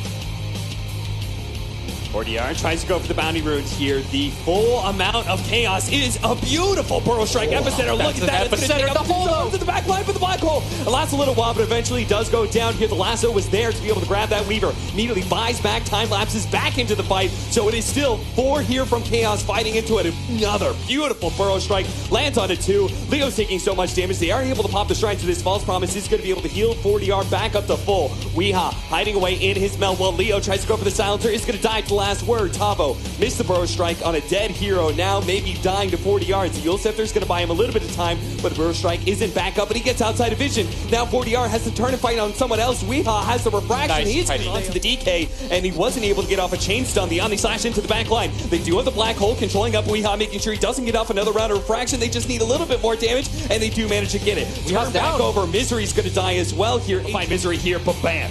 Tavo immediately jumps in, stops the Bat Rider, gets a stun on him. Weeha delivers a lot of damage to Lelis, but Lelis is still able to fly over to the high ground. King RD is going to go down here, threw down the Global Silence because he needs full HP. You gotta be on full retreat now if you're Chaos. Yeah, they've got a bash. Tavo actually going for the stun here, but Leo, he's lost vision for a second. The Weaver is still down. He has into the Tavo stun. There goes the Global Silence, deploying everything they have, but he gets off the Manta and the spin. That means he's magic immune to this epicenter. They do no damage. Now they have to retreat out for sure, as the Omni Slash is going to be able to bounce around, but HFN gets off the time lapse and Shikuchi's away. Tavo Burrow strikes through the right-hand side, blinks out, TP's away. Somehow, no, they are going to lose somebody out of this. It's going to be Tavo. That was not a good idea at all costs, and they are doing so. Tavo with the epicenter, trying to go for the Yule Scepter. The Yule Scepter is going to stop his initiation. Now the black hole controlling up Weeha. He's not going to have the refraction. He doesn't get bursted up on the Omni Slash. HFN gets bashed up. He is going to be able to get a little Shikuchi away. Tavo tries to go for a Burrow Strike, but 444 is back up to full HP. The Swarm jumping to the back line. Does immediately get the stun onto the Oracle, but he's able to get away. There is going to be Yule Scepter brought down. That is HFN down. We're going to go back over to the black hole, which is now caught down too. Weeha may be falling here as well, trying to get off a little bit of damage on the Thea Lacour, but doesn't have a refraction up. Misery's dead as well. Here comes Tavo with the big epicenter, but no follow-up. He might kill an Oracle. Can't even do that much. Can't even kill the fight position, and that has been most of the last 10 minutes as Chaos trying and failing to kill this Oracle, while the rest of back in. His refraction's already been burned down, bashed up several times. He tries to put the damage onto Lelis, but he has the chi, so he's going to be able to heal up. They're going to dive the fountain because why not? You've just taken the big daddies in. Will eliminate Chaos here and move forward in the lower bracket. 好了，我们首先欢迎 SSS 跟 Abed 来接受我们的采访。那我们还是很开心能够在迪士尼乐园看到这么欢乐的老朋友，对吧？因为三兵也是为数不多的既是老板，既做过老板又作为选手的之前的那个 Faceless， 对吧？啊，不是，但是在多个角色之间转换，那你自己是怎么样看待自己那段经历的？有没有对你后面打职业有什么帮助？就知道赞助商可以跟他们要多少钱，也知道俱乐部赚或者亏多少钱多一点吧。就这个行业不是很好做。还是做选手更容易一点点。是的，就不喜欢跟赞助商谈话题吧，就不是不好，就是新的经历吧。那因为现在作为你的老队友 B 神，就 Burning 现在也是一个队伍的老板，你有没有什么建议给他的，或者说让他小心什么事情？他应该还好吧，他的精力应该比我多，就应该很难坑他的，他钱也比我多，他是土豪。那因为Abed 也是第一个在之前打到过天梯10000分的选手嘛，那我们其实也很关心，就是对于他本人来说，认为一个天梯的分数对于一个选手的实力体现大概会占到多少，或者说在赛场上的一个状态体现。Don't think it really means anything. I think the skill level for example 8K to 10K, I think, or you can say 7K. I think they're about the same. Yeah. 还是很友好的，所以你是7000多，7500啊，所以你让他把你涵盖在里面了，是吧？是啊，就我不算嘛，打那么久，是的。我实在是不敢相信 Abed 不会被你欺负。那这一次你们来到这个 Major 是希望能够取得一个什么样的成绩？前16吧。我们一共就16支。是的，因为过了这个 Major 就前16就进 TI 了呀。所以就这个比赛打得开心就好。所以其实你们在保证自己积分能够进 TI 直邀的情况之下，还是想享受一下整个过程。是的吧？因为去年跟今年的赛程比，去年太紧了，然后就因为去年紧的，让到我的那个可能弄得队的气氛太不好了。就我个人认为就不应该打那么多比赛了，所以今年我们比较轻松一点。好，那我们也希望两位能够享受这个比赛，轻松愉快的完成这个 major。Thank you。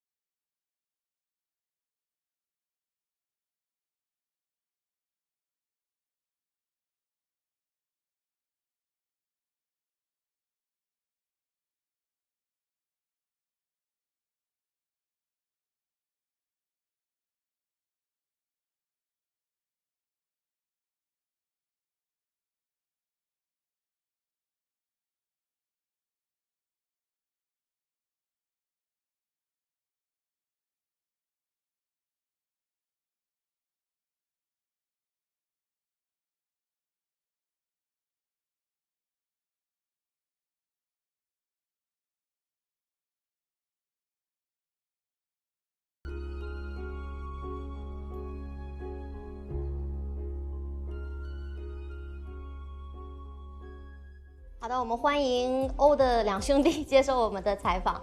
那老十一跟老鸡也是好基友了，对吧？你们两个如果用一个词来形容对方的话，会去用什么样的词？脖子长吧。都在酒里。哦，意思两个人其实还是互损的关系，对吧？那有段时间老十一你的 ID 里面欧的去掉了呀，这是什么一个情况？因为鸡哥不在啊。鸡哥去哪儿了？不在一个队了呗。不在一起了呀。那所以现在回想起来，那段时间是不是觉得缺了点什么？我觉得没缺啊。我也觉得。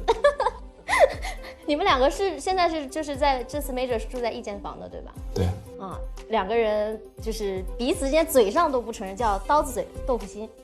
啊，那我们也是发现老鸡的这个 old 是从来没去掉过，也叫了很长一段时间了。那有一些外国水友会比较好奇，当初是怎么把这个 old 加上来的呢？就是刚打职业那会儿，觉得自己年纪比较大嘛，就加上去调侃自己一下。真的吗？老十一你觉得呢？我算老了，93年的，93年都算老了，差不多了，算老选手。但是其实在，人生的这段旅程上，老十一是比老鸡走的比较靠前的，对吧？老十一你自己在家庭跟职业之间是怎么样去衡量的？我就是一天24小时嘛，就是在打职业的时候训练、看录像、比赛，就是这些算是我的工作吧。然后我工作之外的所有时间就是回归家庭吧，就是这样。那今天的话也是来到巴黎迪士尼 Major 的第2天，感觉怎么样？有没有比较轻松的感觉？也挺轻松的吧，周围都是小朋友。我只知道我的床头都是米老鼠的形状啊，有种小公主的感觉。是的，有点。那我们之前听老十一的一个采访当中说过，自己做的最蠢的一件事情是喝多了酒之后抱着老鸡一顿狂亲，这个事情是真的吗？应该是真的吧，我甚至都已经忘记我在哪说的这话了。但是隐隐约约还记得，应该是15、16年那会儿的事情吧。现在是不是有点后悔，当时怎么那么老实就把这件事给招了？那现在给你们一个机会，可以说队内的其他队友有没有做过比较可爱或者比较蠢的事情，可以爆料一下吗？我没有啊，我不知道啊。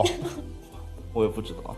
那这次来到 Major， 你们对自己的一个期望值在哪里？我觉得是前6吧。差不多吧，前6、前8吧。前6、前8。你们觉得比较强大的对手会是哪些？老干爹，我觉得老干爹这个比赛应该是个冠军啊。别笑啊，鸡哥，你够了。别笑啊，严肃点。我也觉得老干爹是这个比赛的冠军啊。你看我笑了没？我没笑嘛。很严肃，对吧？真的很强，而且又是主场作战嘛，对不对？没关系，我们也希望 KG 能够拿个冠军回去，毕竟刚刚拿完一个冠军，手还挺热的，还可以再来试一下这次 Major， 对吧？好，十分感谢2位接受我们采访，希望 KG 能够取得一个满意的成绩。好，谢谢。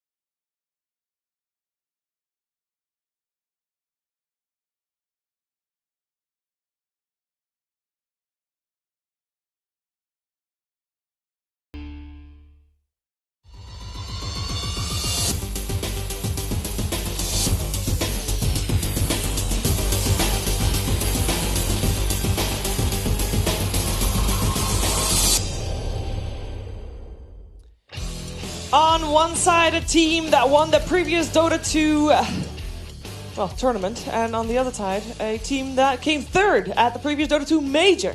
It is Keen Gaming versus Fnatic, and after this game, we're hoping to get that battle pass going. So to make sure that happens as fast as we can, we're in the draft of the best of one between these two teams. I'm joined by Tsunami and Kyle. Gentlemen, it should be a very exciting match. In case people are like, what? A best of one with these two teams? Give some context. Give some context. That's my question. I'll take Fnatic. Okay. I'll take Fnatic. You take Keen. All right. Fnatic's Well, the global context is both these teams are top 10 DPC right now. True. Yes. But what specifically with Fnatic? Fnatic's been playing poorly. Oh, that was pretty gentle. Plenty poorly. Oh, okay. Now we're getting more real. A prodigious amount of poor plays. Does that mean? Yeah. Well, I'm not sure what it means, Sheaves, because they've had a couple days to think and regroup. I think you brought up, you got Keen, but their group was nuts. They lost to Liquid twice. So, hard to really flame them too hard, I think. Yeah, lost to Liquid twice. Well, they were able to beat Beast Coast. According to gods, Fnatic just had a bad day. When very they were bad day. when they were coming to the lower bracket. I mean, it's like you can have a bad day as long as this day is not bad. By the way, Fnatic is also 5th in the DPC at the moment, meaning they're not statistically in. But if they make it if they make it to the next series, It's like, what, 3,600 is the cutoff or whatever? yeah, they're going to be 3,500? and 25, and they're going to gain 75 points if you win here. Fnatic Then is they're in. extra points. Fnatic is going to TI. I understand we have a lot of stats people making up these ridiculous scenarios where Hey, you never know. like 10 new teams show up and they go 1 through 10 at the next major. It's not going to happen. Kyle, right now, you work in Dota 2. We have seen plenty of times games with a 1% win chance okay, being won. you're talking about like a 1% times 1% times 1% to the 10th chance of these things occurring. All right, let's And focus on the draft. even Doctor Strange can't see a scenario where Fnatic. Hey, no spoilers. Doesn't Let's go. look at the draft of Dota 2. I don't know if that was going to be a spoiler, but I just wanted to prevent it. Yeah, real quick in the draft. Yes. You notice like Nyx Oracle banned out straight away. Keen takes out the Drow. Doom last banned by Fnatic. That makes this first pick Darkseer jump from like a B tier hero in the opener to probably AS because all of the counter picks that people traditionally like to pick up are gone. Yeah, you got the Jug, but it's more of a lane counter than throughout the game. We did see that one Enchantress picked up. I think her purpose was for, I mean, not between these two teams, but in terms of dispelling purposes for the Ion Shell, because like you mentioned, Oracle's banned out. That's the most popular counter to the Ion Shell spam, so you can purge it off. But the Enchantress was picked up against Abaddon's Aphotic Shield, and it did not find success. I believe that was in the Liquid game. But there are still some options. Ench Core would be alright in certain scenarios. I think that the Ench support countering Darkseer is just not a thing. Yeah. It's just not a thing. You end up Ion Shelling 2 heroes, like you dispel one, the Sand King would stun him, and then the Ench is probably just dead. And they already have Wyvern. It's just not going to be a thing. I think you put these two heroes against the Darkseer lane, you spam it out, look to find kills later on, but really you end up trading because Keen just back lane and Jug free farms under tower. So there really isn't much to be said about this 2-on-2 that we most likely have already seen in these teams' openers. Though for Keen's bans, I like where their head's at. I have always been a fan of targeting Ice because he is the secret sauce in Fnatic. And not so secret, but certainly spicy saucy. Yes, and one that is... He has hot and cold moments. You guys, regular Katy Perry. Yeah, you guys are nice on the food and sauce. I'm hungry. Yeah, I think we all are.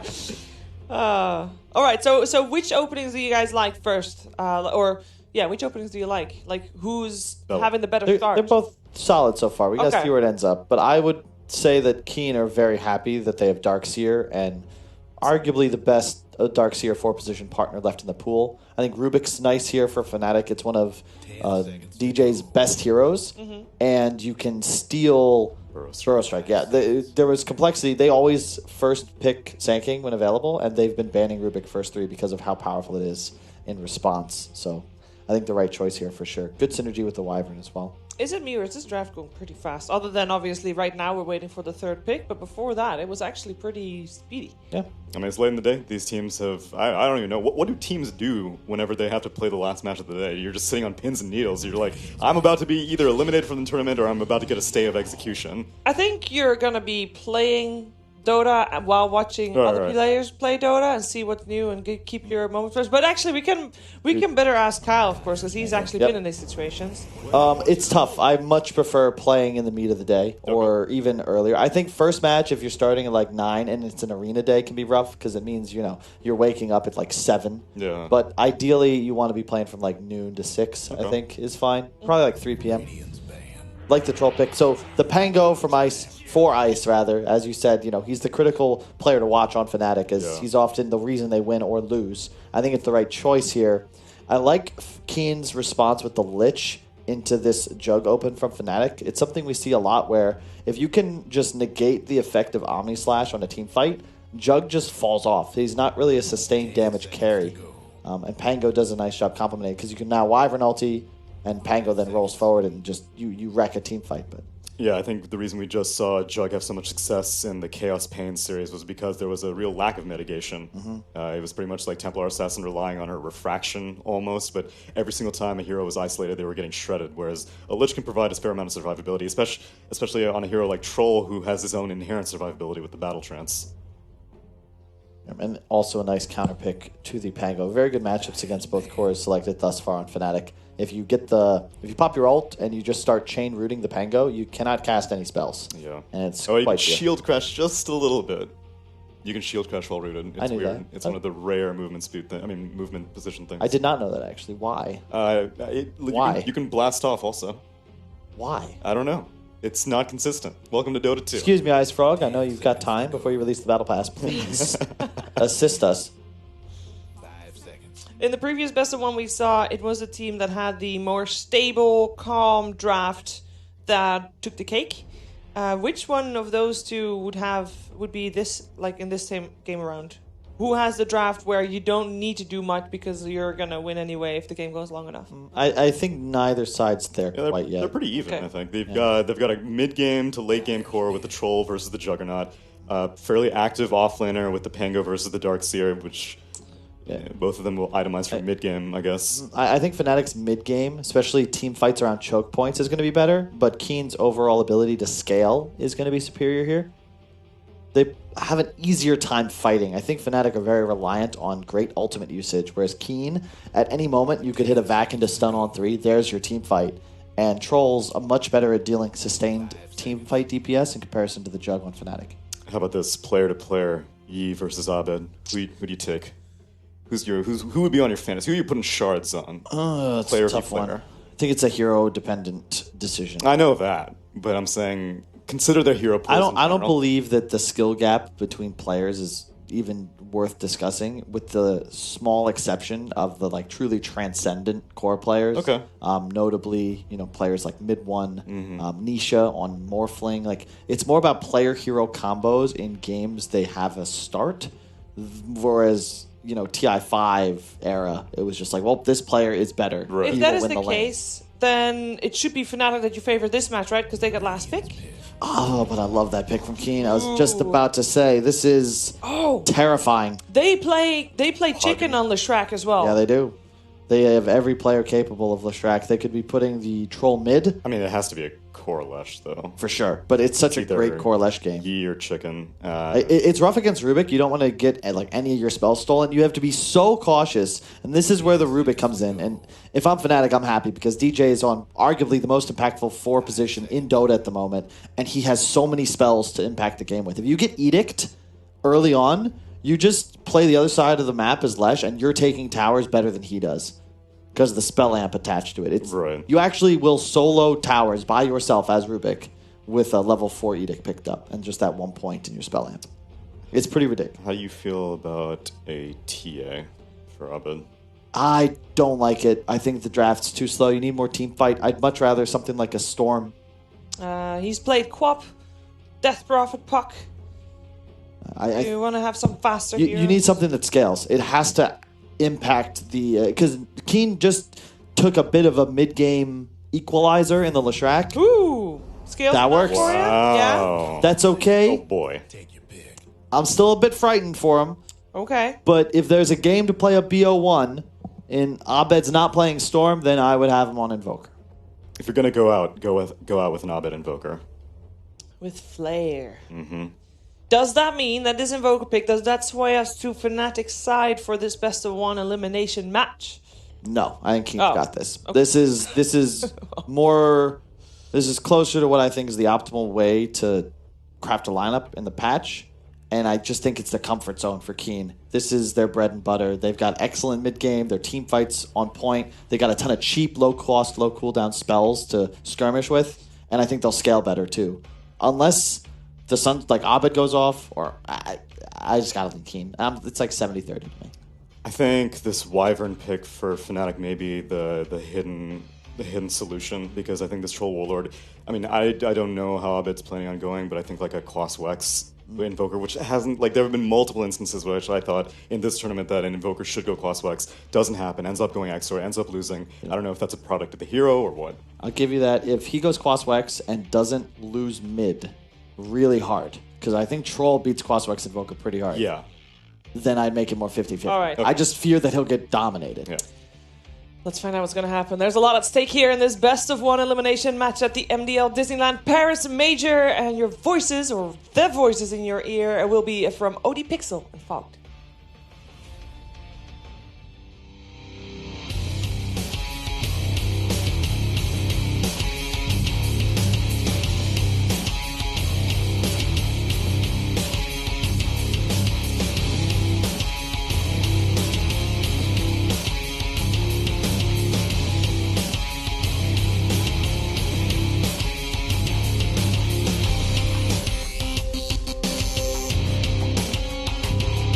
Ladies and gentlemen, Fnatic versus Keen Gaming down here in the lower bracket. Best of one. I'm Odie Pixel and I'm here with Fog. Let's see what we've got going on as well. The action, we got a battle. It's beginning already. Old 11, he heads up to the high ground to see what's up. Kaka, he's the one ahead forward. A bit of a sunstrike to give a little bit of sunburn to the old troll. Just kidding, we don't have a battle. I don't. They'll walk it off, they'll back off. But yes, what are we expecting? What do you like? What do you not like? We've got some Invoker going on. Is it enough? Can Abed carry this one through? Ooh. Let's see.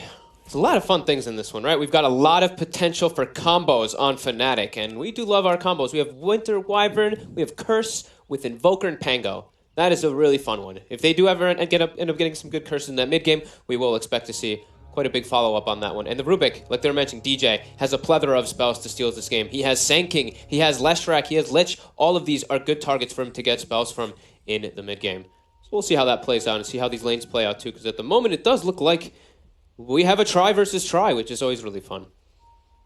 Well, the question is, which try is going to come out on top? Nice. Actually, getting chased a little bit with Edict. Yeah, a little bit. A little bit of tickle damage there between the two of them, Old Chicken and Ice up top, which, as you say, with the try being down bottom, that is going to remain a 1-for-1 for now until we see any sort of supports move up to take away their attention from the bottom. But I could certainly see it all getting a little bit gritty down on this bottom lane between the six of them, all making sure that obviously Keen Gaming wanting to ensure the good start for Mr. Old 11, and MP he needs that support backup to make sure this pressure is not too much for him.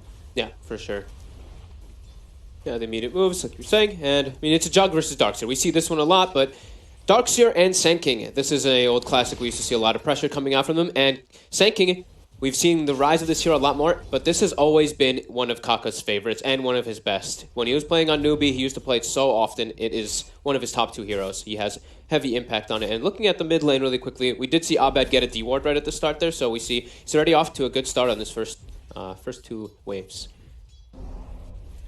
And how should an Invoker do against the Troll? Would you sort of agree with the logic of Carl saying he wants to see this sort of Quas-Wex Invoker going down the line? I mean, how is the outlook for the different builds this game for an Invoker?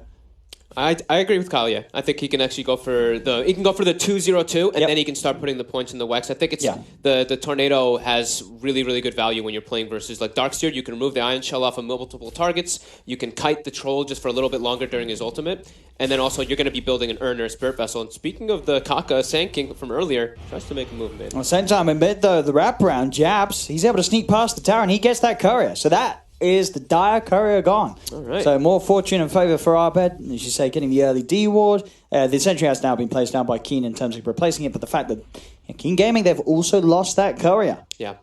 I'm wondering if he'll do the phase boots into Urn, and if he wants to go for straight Spirit Vessel or something as this Invoker. If he goes for the Quaswex, that is, because he's versus a Troll Warlord, so always having that Vessel can be even more favorable for your team. But we'll see which build he does want to go for, of course, as we see more D-Ward action, of course, in that mid lane. Both supports hovering around at Kaka. They want to try and get a look in, but Jabs being there as the wall between Kaka and Abed, making sure that Abed doesn't get gone upon. Top lane, DJ getting a little low here as the duos fight between the two of them. Ice and DJ trying to go against Chicken and Dark, and Fnatic will be the ones to lose that trade as Old Chicken gets the first blood. Kills off DJ. It's a very strong lane from Keen here. Sure, Lich is starting to run out of mana. You have to use a lot of it just to keep spamming out that Frost Blast in particular, but these two ranged heroes just constantly poking and prodding. Quite frustrating. Ice is doing pretty well up here, though, already, because he was in that 1v1 at the start. But now it's going to be a battle of efficiency, right? We have the Jug MP bottom. He's left alone, so he's going to have to manipulate and pull creeps into neutrals to make sure that he can keep and match the farm of the Darkseer, who's going to just be pulling the key creeps into neutral camps as well and making sure he can just increase that farm. So, battle of efficiency of who can get the most out of these two. Yeah, and Old 11, of course, already level 4, so not too much that level 1 Jabs can do on the Wyvern to just disrupt this sort of farming from Old 11. It's still very important, though, that he was able to kill the Courier. Now that means Soul Ring can't get delivered on time. Like, so many of these items that are kind of crucial for the Keen start are delayed a little bit, but it will be spawning at least in about that 5 seconds, so they'll pick all those up right afterwards. Well, the only core getting slightly left behind at the moment is Ice on that top lane, proving to be just a bit of a trickier one for him to get stuck in and get the CS mid lane. Abed get wrapped around upon Kaka. Finds the Burrow Strike. Abed with the Forge Spirit and the Cold Snap onto the Troll, slowing down Yee's advances. Abed, Fairy Fire Pop. He'll be able to turn. Does still go down as Keen Gaming get the kill. See if Jabs can at least pick up a trade in return onto Yee. DJ with the wraparound. They should find the Troll. Telekinesis into the right clicks. Fade Bolt. And Yee will go down as Fnatic do get the trade back. But not before Yee gets that all-important kill on Abed in that mid lane. Top, we see them just trying to go for these dive plays. They picked up Arcane Boots pretty early on, unless they actually glyph the creep to make sure that one dire creep stays alive so they can make sure they don't get dove or pressured too hard from it, but Dark won't just go down anyway. 2-2 at the moment. 11. It's definitely the bit of the worry I feel for Fnatic, that this Darkseer is going to hit all of these quick item timings. He's just able to do this, cut the creep wave. They don't have a way to deal with this Fnatic. This Darkseer is going to have this absolutely free start to the game. But MP's having a great time too. He hasn't missed any last hits down bottom either. You see he's got that 8 last hits per minute at the 5-minute mark. He's even now maybe going to get a kill on Kaka here. He did already use the Burrow Strike, and Abed, he's going to even be able to join in on the fun. Gets the last touch with the Sunstrike. So more money and gold for that mid Invoker. Dream. And now MP will do what I was talking about of just keeping to pull those creeps into the neutral camps. And like I said, 40 last hits. He's doing well. At the 5-minute mark is almost perfect CSing. Doing everything to his full potential with that control. And being 6, he has got that kill threat. He's looking to try and utilize it as they head over towards Old 11, wanting to get a big usage out of that first Omni Slash. And there we have it, MP. Not only perfect CS, but perfect read. Sees an opportunity with the supports to team up and finally put an end to Old 11's reign in the jungle, and it's a successful play. Yeah, it's not often you see a ward being placed in the defensive jungle that early, right? It's 5 minutes in and they have a ward in by their own shrine. But when you're playing versus these heroes that are cutting creeps constantly, your Darkseers, your Axes, or whatever, you want to be able to do that to be able to watch them. And it does net themselves a pretty big kill here. As we are seeing Abed doing the build that we were talking about, you go 2-0-2 and then you start putting those points in your Wex and you go for your Urn so that you can be that mover around the map that your team might need. On top lane, Old Chicken connects. Does find it. Needs Dark to close the gap. Frost Armor's going to be there to help him slow down DJ a little bit, but on the back, Ice, and the Sunstrike help from Abed picks off Dark. Now they'll turn back towards Old Chicken. The Courier is also flying through in the midst of this all, as Old Chicken will be chased. Splinter Blast perfectly placed down, as that will be a double kill for Ice on the top lane. Down bottom, Keen Gaming trying to make a play in return, as they'll look towards MP, but he's got the healing ward out. He's going to have Blade Fury back up in a couple of seconds as well, so there is no threat upon him. MP's more than fine to back off underneath the tower. As Fnatic starting to make these quick plays around the map, getting these favorable kills and not losing anything in return. And they're enabling their Rubik quite a bit here by doing it. DJ picking up a couple of those kills and being involved 2-1 and 2. He's got Arcane Boots finished level 4. Now they're going to put pressure on this tower when they do have this catapult here. Chicken's trying to cut his way, trying to sneak around. Gotta be a little careful. I mean, DJ does still, he's got a lift or a fade bolt. There's the lift into the Rolling Thunder. Jab's rolling around as well. Old Chicken, he needs backup, but he needs it now. TPs are coming in, but the Rolling Thunder set up into the Sunstrike. Couple more hits, but Old Chicken gets the kill on Ice Ice Ice. Will be able to bring down the Pango with him. And Keen Gaming, can they look for the cleanup? Yi and Dark coming in to pick up more. They'll get the rundown onto DJ. Jab should be able to get back to safety. But Keen reacting. Sure, they lose Old Chicken, but they will manage to take a core and a support in turn. Action-packed early game. 11 kills already at the same minute mark. Now they're going to start... Looks like they're going to leave the Sand King Kaka. He's not gotten the most levels this game. Put him mid until Yi's just going to jungle. They do have a stack up top, too. There's a double stack you might look to try to clear. All right, level 7 Darkseer. So the one thing is, like, Sand King might not have the most levels, but, you know, Darkseer is always the one that enables you a lot more. So you can just always have that Ion Shell on him when he does look to make some moves, but does need a couple more levels just on the Sand King for the time being. They're trying to have a bit of a go on Total 11 again, saving that telekinesis for after he's used the Surge. Still, the remainder of the Surge is long enough to get himself away. A bit of a block there as well with that Helm of the Dom set. As 11, it's got to be a little careful. With the Helm of the Dom, he has got that regen, especially with that aura, about plus 21 HP per second. So unlikely to be low enough for them to find a kill potential with the Omni Slash. Still though, Keen Gaming deciding to put more backup behind him. They've got 3 heroes down here. Ooh, maybe see if they can get MP. Yeah, instantly. As soon as he's aware that there's trouble in the neighborhood, Blade Fury and a TP to safety to the opposite side of the map. He's going to head up to top. There will be the space for Keen Gaming to keep the pressure onto that tier 1 tower bottom. They've got to be careful. Around this top lane, Yi, he's getting initiated on by Ice Ice Ice. Rolling Thunder, perfectly laid down. Hits both of them, comes back and hits Yi a second time. Now with MP, that TP moving him up to this top lane, allowing him to go in with the Blade Fury on towards Yi, on towards Dark. They get both of them. MP reading the map perfectly. Fnatic know they can make a play up top, and they'll make it. And they'll be able to push onto this tier 1 tower as well. They do end up losing the tier 1 tower bottom, but still, that move and the big kill onto the control up top is that's gonna mean a lot for them moving on, slowing down Yi's farm. I mean, MP's playing a very, very good early game here, just getting all the successful moves in. Even though he had like the little bit of a slowdown when he had the TP top, it ends up being fine because he's going to get a tower more than likely out of it too, plus that kill.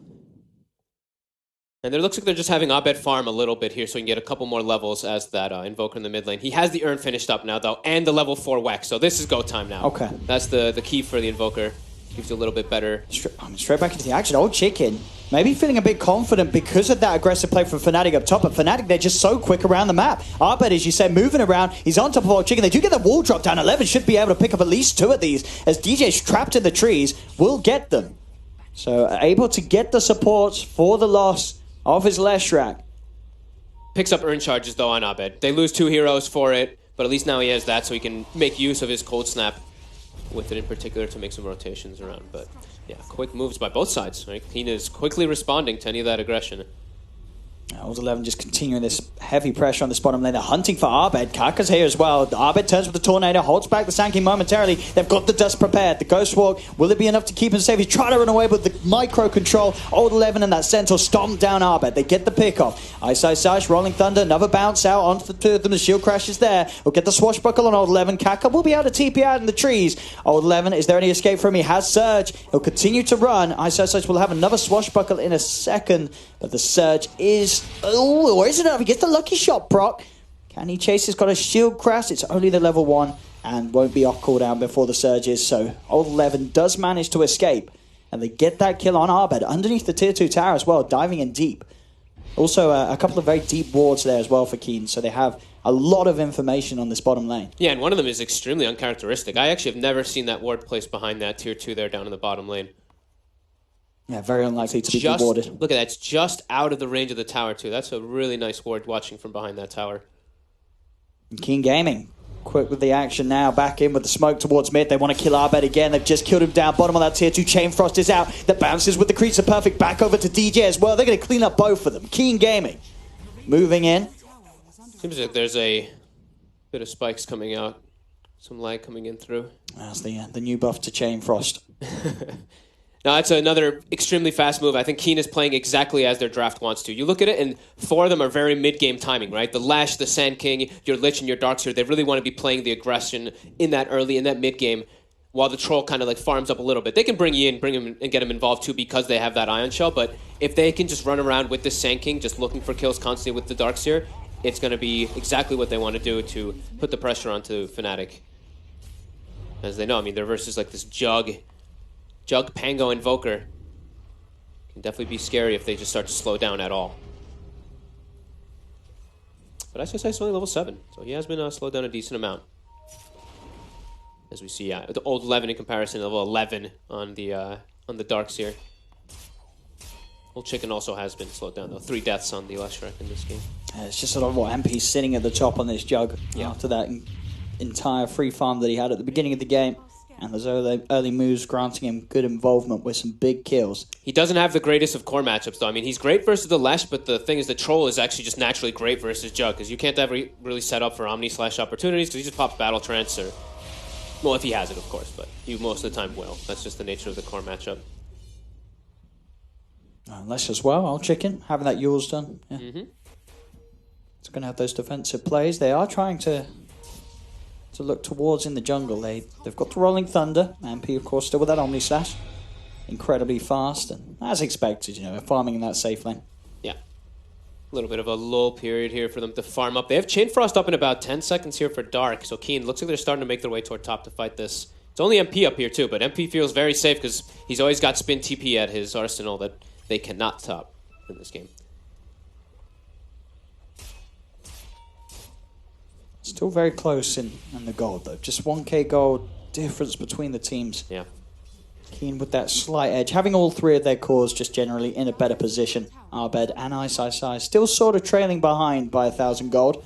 And Abed, but remember, he has gone for the Wex build, and he is committing for the full Spirit Vessel that we were talking about from earlier, so they are not really finding any kills with him that he would like to be, but he is still saving onto those earn charges. Attempt to be made onto Kaka. He's got the Sandstorm. Do they have detection down? Doesn't look like they do. They do not. They will not go for that with the Rolling Thunder as yet. No Sentry or Dust available.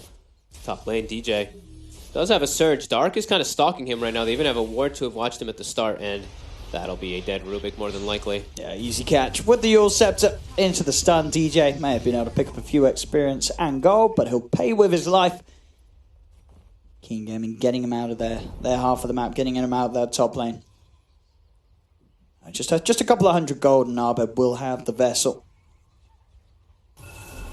But as you say, it's all on Abed to make plays, get involved then at that point onwards. Yeah, I mean, they still have the combo play. That's the big thing that we talked about at the beginning for Fnatic, right? They've got the Curse. We haven't seen yet, but they've got the Curse, Rolling Thunder, and Invoker, which does have a pretty devastating combo to it if they can ever land it onto Keen's heroes. How is our timings for the mechs looking? Because I know I saw Javelin picked up from Ice, so that'll delay him a little bit, but our Darkseer pretty much has the mech finished up, so that is probably going to be Keen's timing, is get the mech, and then we have a huge advantage over Fnatic in the sustained field. As I'm going to try, and go for him here with the Sinister Gaze. Ice does get the shield crash, and with the Winter's Curse, he will be fine. They'll be able to hold back the Troll. Top lane, Old Chicken. Trying for the chase down onto DJ. DJ able to get into the trees, and Old Chicken doesn't want to hunt anymore. There's a lot of backup coming in for Fnatic. Old Chicken has to get out of here. If Abed's able to get a catch onto him, could be in trouble. It is by the shrine, and extra TP's coming for Keen. So Fnatic in turn will back off. This is exactly where Keen wants to fight here. The mech is coming out on the courier right now. Yeah, Fnatic have got to be very careful about taking a fight around here. Their big setup on Fnatic is on cooldown right now. They have to be a bit careful. I mean, MP will be able to take the bounty room with the Blade Fury, and immediately goes for the TP afterwards. So at least able to take that away. 2 for 2 on the bounty rings across the map, Keen. Yeah. Able to get Kaka in position to grab the 2 down bottom. Yeah, you could tell there's just no way that Fnatic had any intention of trying to take that fight. But Keen, they are definitely looking for fights. Just keep looking for it, as Kaka is farming that Blink Dagger too. He's only 400 away from it. Yeah, with this creep wave, he'll have it pretty much. Yeah. And only MP down is, so no sort of slowdown in that regard. There we have it. Yeet. Diffusal Blade done on the Troll. It's going to make it really nice for him to be sure that he can actually do something versus the Cold Embrace. He can at least still burn people's mana if they are caught inside of it, even if he is, just battle trance hitting somebody. He at least has something happening during it. he also can now go for like these solo kills, and it's also going to make Ice Ice's life a bit harder, right? If he just gets like diffusal, then the troll gets on top of him. If you get rooted, you're not going to be able to get your ult off in some of those situations. So Keen smoked. They're looking for this fight. Let's see if they get any of the big picks. Abed is to the south. DJ's up here to the north. They'll only find DJ. They'll go for the smaller kill. Elsewhere, MP able to find the kill on Kaka with the help of Ice. And that was just before the Blink Dagger was finished too, so. Slowing it down just a little bit. Ice needing to be careful. He is going to be incredibly careful. He goes for the Rolling Thunder to just make sure that there is nobody behind Yi. MP as well. Blade Fury and TP out. They are going to look towards Hold 11. Curse. They have the setup. They have the EMP, but of course Hold 11 a lot of mana to play with, and he is pretty beefy. MP comes across, another shield crack with the Frost Armor. It's there on Hold 11. Hold 11's trying to run himself away. They've lost jabs on the Wyvern, and with the Sinister Gaze on Ice, he's in trouble as well. 2 dead on Fnatic. Keen Gaming holding their own. And Hold 11, they tried to go for this Darkseer, but with the start that he's got, he's a very hard target to kill. And they kind of stack their spells. They use the Curse as they use the Tornado. And right now, Abed, he went for Quas Wex, so his damage isn't that high right now. The Tornado is one of his higher damage spells as this right now, with being the 270, but... I mean, and Kaka, he's just able to walk around from the side, gets a 2-man Burrow Strike. The vacuum back into the wall, Abed and DJ in trouble. They're just, well, they're straight up dead. I mean, did they not see him there? Was that sort of outside the night? He just walked round. They did not expect that wraparound to come. He just walked up and Burrow Struck the 2 of them. What are they doing? Now they've got Edict on a tier 3 up on the high ground already. It's 17 minutes, Owen, and this was a close one. This is just blown up a bit here. It's a 5k gold lead for Keen. That's a heavy damage done to that tower. And they can back up. They have their mech. Actually, now they have full Guardian Greaves too on this Darkseer, who in the last situation, they almost brought him down because of the Spirit Vessel, but now he can just remove the Spirit Vessel with those Greaves. And how many... So they have... Arcane Boots and a Greaves. So also, it helps a lot when you build Arcane Boots versus just the Quas Wex Invoker. Oh, They have these 2 pairs of them that are going to be very useful versus that EMP. Old 11 just has a lot of answers for his team. This Darkseer is going to do so much. Anytime Fnatic trying to look for a fight onto King Gaming. MP does have the Blade Fury TP out. Will get himself away from a full team reaction. Actually, the full 5-man of King Gaming were heading up to that point of the map.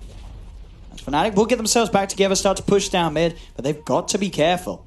They're just not... I mean, Abed's just not getting opportunities to really play his Quas Wex the way he wants to. He's still playing heavily from behind, and that's beautiful play. Again, Old 11, vacuum into the stomp.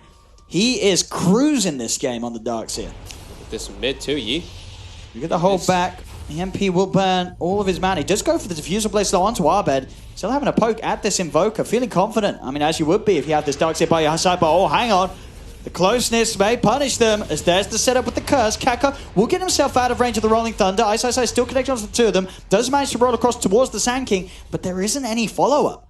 As that's now the Curse, Rolling Thunder gone, and King Gaming, they're going to go straight forward, running down DJ and but again getting caught together. DJ's going to fall, but Yi's on top of Ice.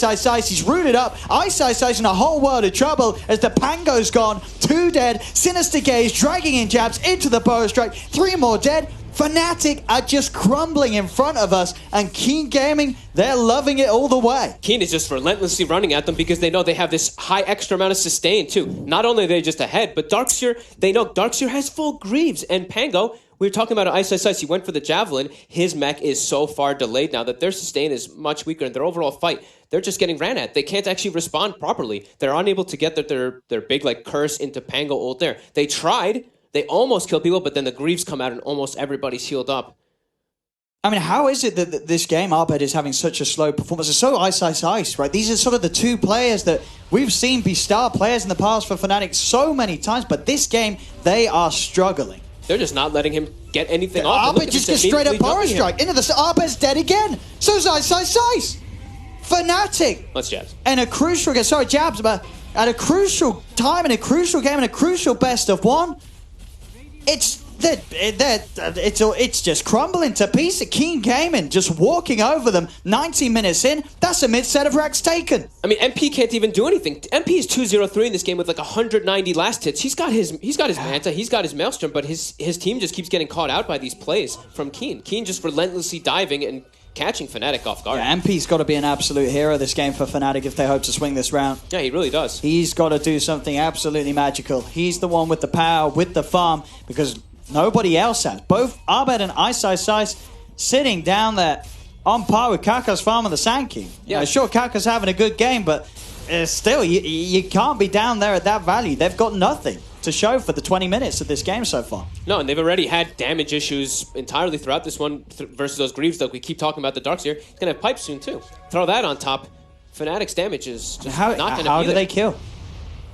And look at the control. Immediately whenever Keen does make these aggressive plays, they put down these obs and sentries all over the place to control the area. Now we see Jabs. He's trying his best to buy all this reveal to deal with it, but this far on the back foot, 11k gold lead, 10k experience lead. Fnatic in a lot of trouble. They need some dream combos coming out from these curses. They do. Like Pango ultis, but the thing is, there's just so many dream combos that Keen Gaming can roll out as well. Yeah. These vacuums that I keep saying, our old 11, he has been playing this game absolutely beautifully on the Darks here. it's one of his It really specialties. is, and we're seeing it right here. Yeah, they've got the mech now on the Pango, so they've got at least got a little bit extra sustain inside of the team fight. And MP is now MP's here, and he's strong. He is still quite strong for his team. Fnatic trying for this smoke on the low ground, however. Keen Gaming in that favorable position up top. They've scanned it out as well. They know it. Kaka, he just leads straight forward with the Burrow Strike. Ice will be able to turn. They get the Telekinesis, and with the Rolling Thunder, they should have a good shot at killing off Kaka, and they will. They'll get the Sand King. See if they can go for anything more, if they even want to. They may still have to be careful. Even 4 versus 5, Keen Gaming still hold a hell of a lot of power. That'll be the Tornado EMP looking towards old Lemon, but he's able to walk himself away. Gets out of any sort of combo. As Kaka will be back in 20 seconds. Fnatic, can they do anything else whilst they have the number advantage? That's the question. Still have to be careful. They're playing with an 11k gold deficit just 22 minutes in. Yeah, they've got DJ with the Burrow Strike, one of the better steals that he can in this game, but now the Sand King's going to be respawning, and Keen, they're waiting in this area. They know that Rolling Thunder was used as well, so they have a little bit of a timing window too, where the fight just does not have a Pango ult, which Fnatic really needs inside the fights. And that, I believe, is, you see 11, he's the one who runs to the right side away from his team just because he wants to finish up the pipe. The rest of them are all sticking together. Such quick timings on this Darks here. Yeah. Greaves dominated pipe, 22 minutes, having a near flawless game, 4-1 and 11. And just so much, I mean, we're seeing them land the follow-up as well. Just these vacuum Burrow Strikes, vacuum Earth Splitters. They're hitting it every single time, Keen Gaming. I mean, the frequency that they can do it is much easier, right? Fnatic's is a full commit. When you commit the curse, you're committed. If you just throw like a vacuum and a stun, you've got an opportunity to at least, look to throw out your spells again afterwards. It's not like you're fully committed after that. Well, smoke up. They're going for the long wrap round on this top area of the map. Fnatic, they've got to be careful. For Ice, he's pushing down bottom alone. Who are we seeing towards mid? It is just DJ out on that mid lane. Both Jabs and Abed on the high ground for now. The back line of Fnatic is so weak. If they can ever pierce to it, there's no way that Fnatic can look to win a team fight. If they catch this Rubik or this Wyvern. I mean, MP has made it all the way to the base. He's doing a fair bit onto this tier 3 tower. Will warrant a response from Keen Gaming. It'll just be old chicken heading back to deal with the push. But he's doing his job. I mean, MP really is. He is doing everything he can to keep Fnatic in this game. Make sure that they have at least one presentable core for the fight. Yeah, he's top 2 net worth. He might even surpass Chicken at some point in this one. Just the way that he's farming his patterns. He's safe too, right? Like we're mentioning, he can Blade Fury TP freely.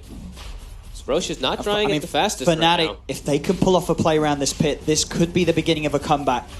They need that dream setup. Ice, he's going to lead in, start the fight off with the Rolling Thunder. They'll jump forward. Deafening Blast is going to miss. It's going to whiff. The Rolling Thunder controller is still there onto EBE. Gets the chance for the BKB out, and it will now chase towards MP. MP has to Blade Fury on the escape. Old Chicken already has the stun control onto Arbed as Arbed ticks down to the Diabolic Edict. MP is gone. 2 cores dead on Fnatic. Ice still trying his best to run away. He has another swashbuckle to get back towards that tower, and Keen Gaming will respect and leave him alone.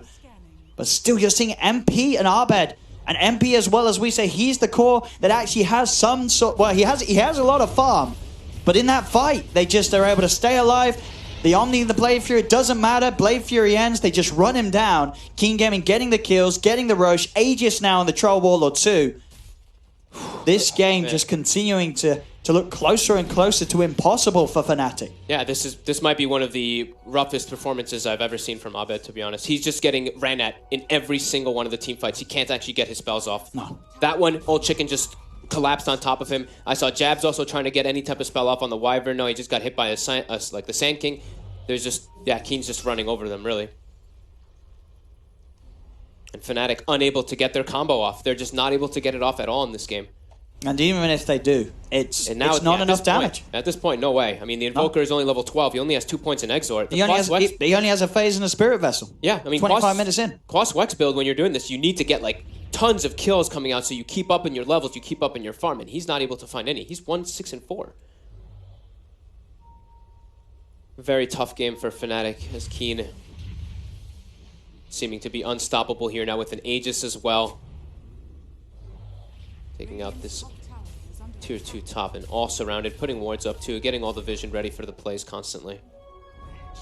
And just so much disable. Centaur, Leshrac. Oh, Centaur stun, the Stomp, the Conqueror, of course, the Sanking, the Lesh. Just so much follow-up. Fnatic. They need something ridiculous here to slow this push down. Keen Gaming walking up to the high ground. Couple of spells thrown out to Yi. He doesn't care. He can stand his ground. BKB, Aegis, more than ready to use it. In fact, MP tries to step forward, but the stun is inside. They do get the Winter's Curse into the combo here from Arbed. Good MP as well, as he's burnt down a lot of the mana. They will kill off Kaka, but now the BKB comes out from Yi. They turn towards Ice. He is able to swashbuckle back up to the high ground, and that will deter the push. They are able to push Keen Gaming back. They get their combo off. They only get the 1 kill, but you could see, look, we were just talking about the chain stun, right? They have the Conqueror, they have the Lesh, they have the Sanking. 1 stun onto any of these heroes, and they will get burst down from what Keen has right now. It's very threatening. Yeah, MP's got to be so close how he walks up like that. Yeah. Jab's just getting a very nice curse, but now they expanded a lot of their combo, and Kaka's back up in 10 seconds. Keen did not use anything there. Yeah, Old Eleven's still poking around. A stun does land upon him, but he's so tanky. Can you really even attempt for this kill? Greaves are popped, he surges away. You've got to let him go. He's got a Vanguard on top now, too. 43 HP per second. He's not going to die this game. No, he died earlier. Just the one time. Just the one time. But since that, and for the rest of this game, I do not see this Darkseer dying. No, he's... Yeah, level 18 is, well, absolutely massive in this game. Just... It's Old 11. I've seen him have such good performances on this Darkseer. Probably one of the better ones at the moment. And such a good game for Darkseer too. Yeah, just... I mean, he always makes it look like it's a good Darkseer team. Yeah, that's true. He really does. He always has the Centaur. He always is Ion Chung the Centaur before the team fight starts, and he finds good opportunities for Vacuum. And they'll clean up their final tier 2. And Fnatic just trying desperately to find farm on the map right now. You see Abed, he's playing top, trying to get I was going to say, if anyone finds it, Abed's going to hope they give him a call. Yeah, because he's not finding it. The 2 supports in base, though, like DJ and Jabs are both kind of 5 positions in this game with their farm. He has Vacuum stolen, though, at the moment. Let's see what they can do. The Vacuum does set up to follow in a really nice Winter's Curse. The MP's down, but the 2 BKBs come out immediately afterwards. Old Chicken, Angie run into the base. Arbed, they're on top of him immediately. Arbed's trying his best to get back. The Chain Frost bounces there. He does have the Ghost Walk to get out, so he'll keep the distance, but MP dragged back into the stun. Blade Fury is out in time. MP will be able to retreat back to the fountain, but they'll lose both the supports. Buybacks from DJ and Jabs come into play. Let's see if they can get any of Keen Gaming. Keen Gaming focusing down Ice. We'll get the shield crash and swashbuckle off to safety. Telekinesis onto Yi. Do they have any further control? He's backing up. We'll get the slow out onto the 3 of them, and Keen Gaming will manage to walk away. There are just these auras, right? The Darkseer, Greaves and Pipe right there. Everyone living on just not a sliver of HP, but relatively low HP, and yeah. I think they're going to want to go again. He uses a TP scroll to go to base, Boot to travel back down toward bottom. They're not. He even brings some salves. Starts salving his teammates up to full. They want to keep pushing this with this Aegis. Yeah, they are playing to win to the max. Keen Gaming. Is he salving the troll as well? Yep. He brought like 2 or 3 salves just to salve up his teammates so they continue this push. Fnatic, they were able to push them back with 2 buybacks. Can they do it without them? As Keen Gaming up to the high ground once more. Tier 3 taken. DJ will get the deny. But the tower is gone. MP trying to lead in with the Blade Fury. The silence is there onto Old Chicken, but Kaka straight in onto Arbed. Cold Embrace buys Arbed some sort of safety. Winter's Curse onto the 2 of them, but the BKB's out from Yi. He walks straight past it, beats down Arbed. Arbed will buy back. Ice trying to control Old Chicken, but the BKB's still going. The stun control's there. Ice is dead. Another buyback utilized by Fnatic. Can they push them back? 2 cores having to buy back for this, both Ice and Arbed. But Keen, once again, they just walk it off. Alive. No one's going to die. Maybe Kaka. JK, he's got Frost Armor. He wants to get straight back in. There's the Burrow Strike. Leads him for Old Chicken's turn. Vacuum onto 2. Both MP and Abed are gone. Ice as well. Doesn't stand a chance. Everybody on Fnatic dying. The bottom racks are being taken. They haven't tapped out yet. Now they finally will. GG is called. And this has got to be so disappointing for Fnatic, being knocked out in such fashion. They just didn't play their game. Abed and Ice had no place in this match whatsoever. Keen Gaming, an absolute beating from them. They just cruised through this entire match. They made it look so simple, Keen. I mean, that looks like the Keen that I just saw win a tournament. They were just running around, making plays nonstop, never hesitating. It was just nonstop aggression coming out from them, punishing Fnatic. And I mean, I said it, like, I don't think I've seen Abed have such a poor performance. That was in one of a the very, shakiest very games, long time. Indeed, that I've seen from them in quite some time. And obviously a lot of credit down to Keen Gaming for that, knowing how to break Fnatic in this all-important best of one. Keen Gaming moving on, and Fnatic here hitting the end of the road at this major.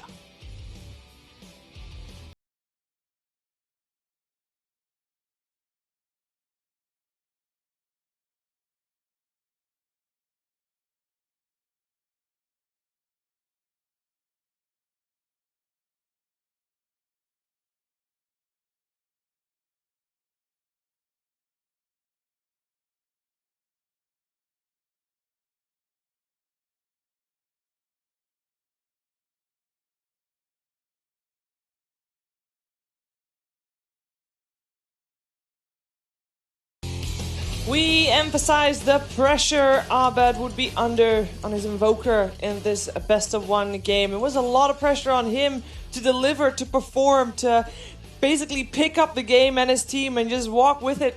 But he couldn't. It was just, there was nowhere for him to go here with Tsunami as well as Kyle.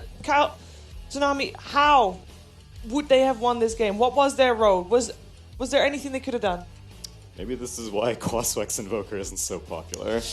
Abed was running scared the entire time of the form that I've never really seen of him in a very long time. At a certain point, I think the road that Cormac McCarthy wrote about was actually easier to travel on than the one Fnatic would have had to walk to find victory in this game.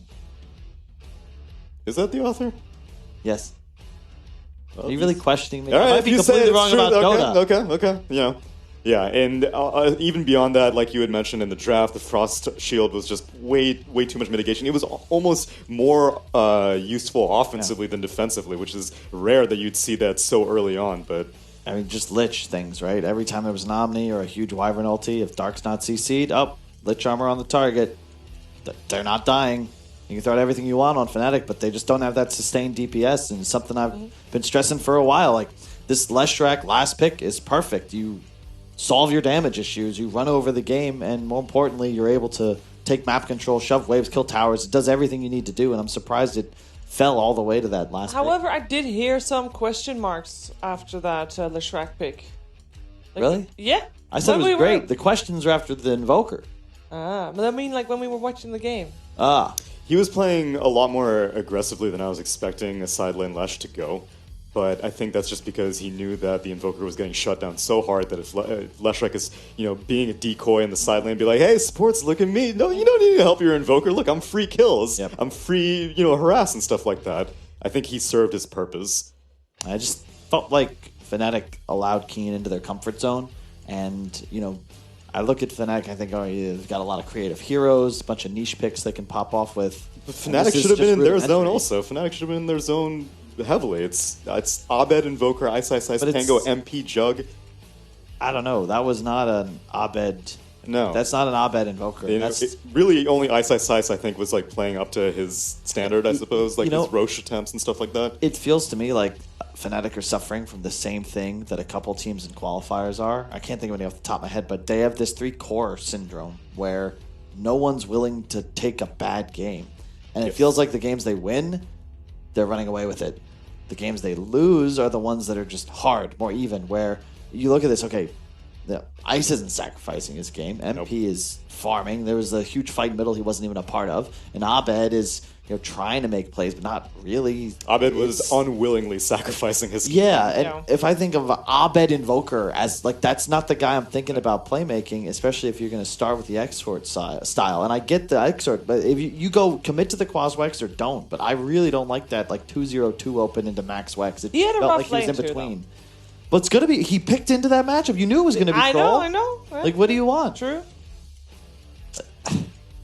Just disappointing, really. We're You expect more. disappointed. Then I just feel like, once again, you've got this crazy good team, tons of talent. You look at everyone on Fnatic is talented. There have been memes and jokes from the SEA fans that, it's the best 2-4s are on the same team. Yeah. But the strategies and the itemization, the rotations, the planning just isn't there. And until they can shore up those gaps, they're never going to be on the same level as the teams that are still in the winner bracket of this tournament. And I don't think that that's a one-to-one skill difference by any means. Would you say that maybe it's patch dependent? They haven't since the previous major. The changes in the patch have been minimal, right? Yeah. Previous major, Fnatic came third. I would say that there's no excuses for this one. This is it's a disappointing result for Fnatic fans, for themselves surely as well. It's not the Fnatic that we're used to seeing. So for me actually, highlight would be Keen Gaming doing so well. Keen Gaming doing so well indeed. And let's hear from Old Chicken actually after this game. Helen here, I'm with Old Chicken from King Gaming. 恭喜获得上场比赛的胜利。刚刚那一场我们看你拉希克发挥非常非常亮，就在你们 BP 完之后看到对面的卡尔，心里是什么想法？没什么想法吧，就说让狼哥玩那个巨魔去中路打爆他吧。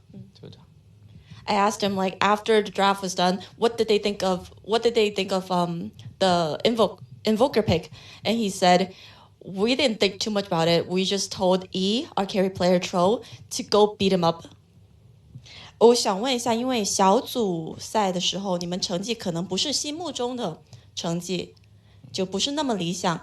就打完小组赛，有做哪些总结或者调整自己心态来迎接今天的 BOE 吗？就是一起看录像，一起讨论吧，然后这样。然后其实我们就是状态不太好吧，这次比赛。I asked him about their group stage because they didn't perform probably not as well as they wanted to. What did they do after group stage? And they said they watched replays and talked about it. And he said that their form is actually not that good this tournament.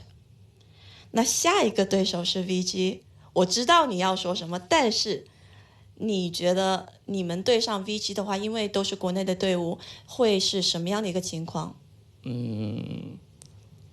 在国内训练的时候，我们就是老是被他们暴打吧。下一场比赛就争取，不被暴打吧。这样。就这样。So their next opponent is VG Gaming, and he actually said that in all their scrims, VG stomped them. So he hopes that in the next match, they won't get stomped, and that's their only hope. 这么谦虚的鸡哥，鸡哥牛逼啊！那谢谢你。接下来，让我们把时间交回分析台。Back to the panel we go. Wow, they hope they do not get stumped by VG Gaming in the next match. That is, it's a nice goal to have. I hope for them that they don't get stumped either, because I want to have entertaining games. I do want to touch back upon that game just real quickly, because I think that old 11 actually showed why Darkseer has been first phase banned in so many of the games we've watched today and yesterday and throughout the tournament so far. I felt like he enabled so much. Yeah. Especially whenever you look, we had mentioned at the very beginning, Oracle's gone, Nyx is gone, Doom's gone. Enigma, all out of the pool. You gotta get this one out of the pool too. You just have to dedicate a lot of bans to protecting a Darkseer, which is why I guess it's not seen all the time. But at the same time, you can see how effective it is whenever it finally gets through. Well, the thing is, it's just that there's certain heroes like Nyx and Oracle specifically, and Doom really, they just shut Darkseer down. You don't want to play it anymore once these heroes are picked, and they're all commonly first selections. So it's not surprising, but that again, just I point to, you had all day, 2 days to prep for a BO1. Mm-hmm. Keen likes this run at you style. Oh, yeah. They're all about the mid game, these early item pickups, divide, and you just play right into their hands with an incredibly passive Tricore. This isn't what I would hope to see out of Fnatic with this much time to get ready. We can take a look at where that leaves us with the brackets, because lower bracket best of ones are over. No more best of ones for us. We're going straight into the best of threes, and we're going to have a lot of exciting matches. I think there's a couple of matchups, especially in the lower bracket, that we were not expecting to see in the lower bracket, and of course, it's going to be VG Gaming versus Keen is the first one, with the previous tournament winners versus the previous major winners. That's a lower bracket best of three right now. That'll be a great series. I think the best of this, if you look at the other matchups, I think there's a clear favorite in each one. Yes. VP versus Mineski, I guess they're still VP is still a been clear in favorite. every single final. I know, but of they every haven't single looked major. as hot. And this is, of course, the upper bracket that we will see in a couple of days. I mean, obviously they were just tactically dodging having to play secret like how OG has. This to. is hype. Yeah. Battle of the best team in the world, and also battle of some fanboys, because we've got passionate. What? Huh? What? I'm talking about the fans of these teams. They're very passionate and. Oh, like that. Okay. I thought you were flaming a matchup. There's one battle of the best of the world and one battle of. Sorry, go continue. Well, no, it's just, all these teams are very, arguably the top 4 most popular teams in the West. Hey, man, speaking of the top 4 teams. But bam. Bam. And bear in mind, so Chaos Esports Cup, they are done. They will finish at the end of this tournament with 450 points. The squad with a lot on the line tomorrow's got to be Mineski. They can make a lot of progress. 2 wins, and I do believe they've kicked TNC off that spot. They really want to make top 6. They'd get 900 points instead of the, 150 they already have. And plus 750, they would certainly be in that discussion for TI. OG, Keen trying to cement their spot. Liquid as well. Huge matchup for Liquid. Yeah. I mean, you are not happy on the bubble, especially when you consider who knows how many spots Europe is going to get. And 3 teams from Europe are already top 6. Terrifying region. It is. It really is. It's going to be tough tough competitors all the way through, and especially here at the MDL Disneyland Paris Major, the upper bracket as well as the lower bracket, they just look spooky, and it is going to be exciting. But because it's so exciting, we need a little bit of a day to catch our breaths. And get a battle pass. And ride some roller coasters. Ride some roller coasters. There's priorities on this panel for sure. We are going to continue, though, at the Disney's Event Arena.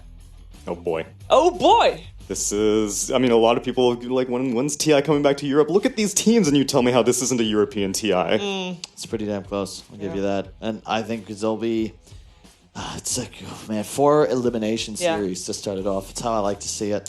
I'm hoping for some upsets, partially because... Really? One in particular? No. Strike your fancy? No. Yes. I'm a huge Pain Gaming fan. I knew it. I see Kyle. I'm like, Pain Gaming. They're gonna bring the pain. We are going to start the day, Thursday, that is, with PSG LTD versus Complexity. This is, of course, the schedule for Thursday. That leaves us with one thing to do before we sign off for the day. And what's that? And I've decided to have a little bit of a quiz, because over the last couple of days, we've been talking a lot about sponsors, and it is finally time to test your knowledge. Twitch is pretty good at it, but I know. I don't know how good we are at it yet. We're gonna find out. Let's get on with the quiz. All right. Well, Tsunami has the answers. What are you talking about? I don't have any answers. I have no idea what's going on. Tsunami, then the first one is yours. I got this. All right. Who do we thank big time for making this event possible? The sponsors. That's not it. That's not it. AMD. That is it. AMD. AMD. All right. Half credit. Kyle, the next one is yours. Okay, hang on. Here it comes. What? Oh, this one's easy. What? There's no prompt. What are you talking about? She gave it to you. This one's easy. No hint? The only hint you need to know. SAP. SAP. Can't believe it. All right. Got him. Tsunami, for the next one, I want you to wait until I'm finished with the query. Okay. And you just have to fill in the blanks. All right? Okay. Just like the pros on the MDL Disneyland Paris Major stage today, the best way to stay comfortable throughout the most intense matches is with blank. Okay. Enjoy fully customizable support for the most incredible blank experience today. I can't say that word because that would be too obvious. All right, you can't. Okay, I can do it. First one. Kyle, you take it. Award-winning Secret Lab gaming seats. I knew it! Secret the most Lab! Incredible sitting experience. Sitting! Today. You were close. You were really close, but not actually close at all. It was there. It was right on the tip of my tongue. And of course, give me a redemption. All right, I'm going to give you a redemption. This is a sponsor that we are. Thank you for supporting us, and I'm going to mention their slogan. Okay. And I want from you 3 letters. All right, that's all you get. Nothing else. 3 letters. 3 letters. All right, wait for it though. Okay. Developed for awesomeness. Awesomeness. 3 letters. 3 letters.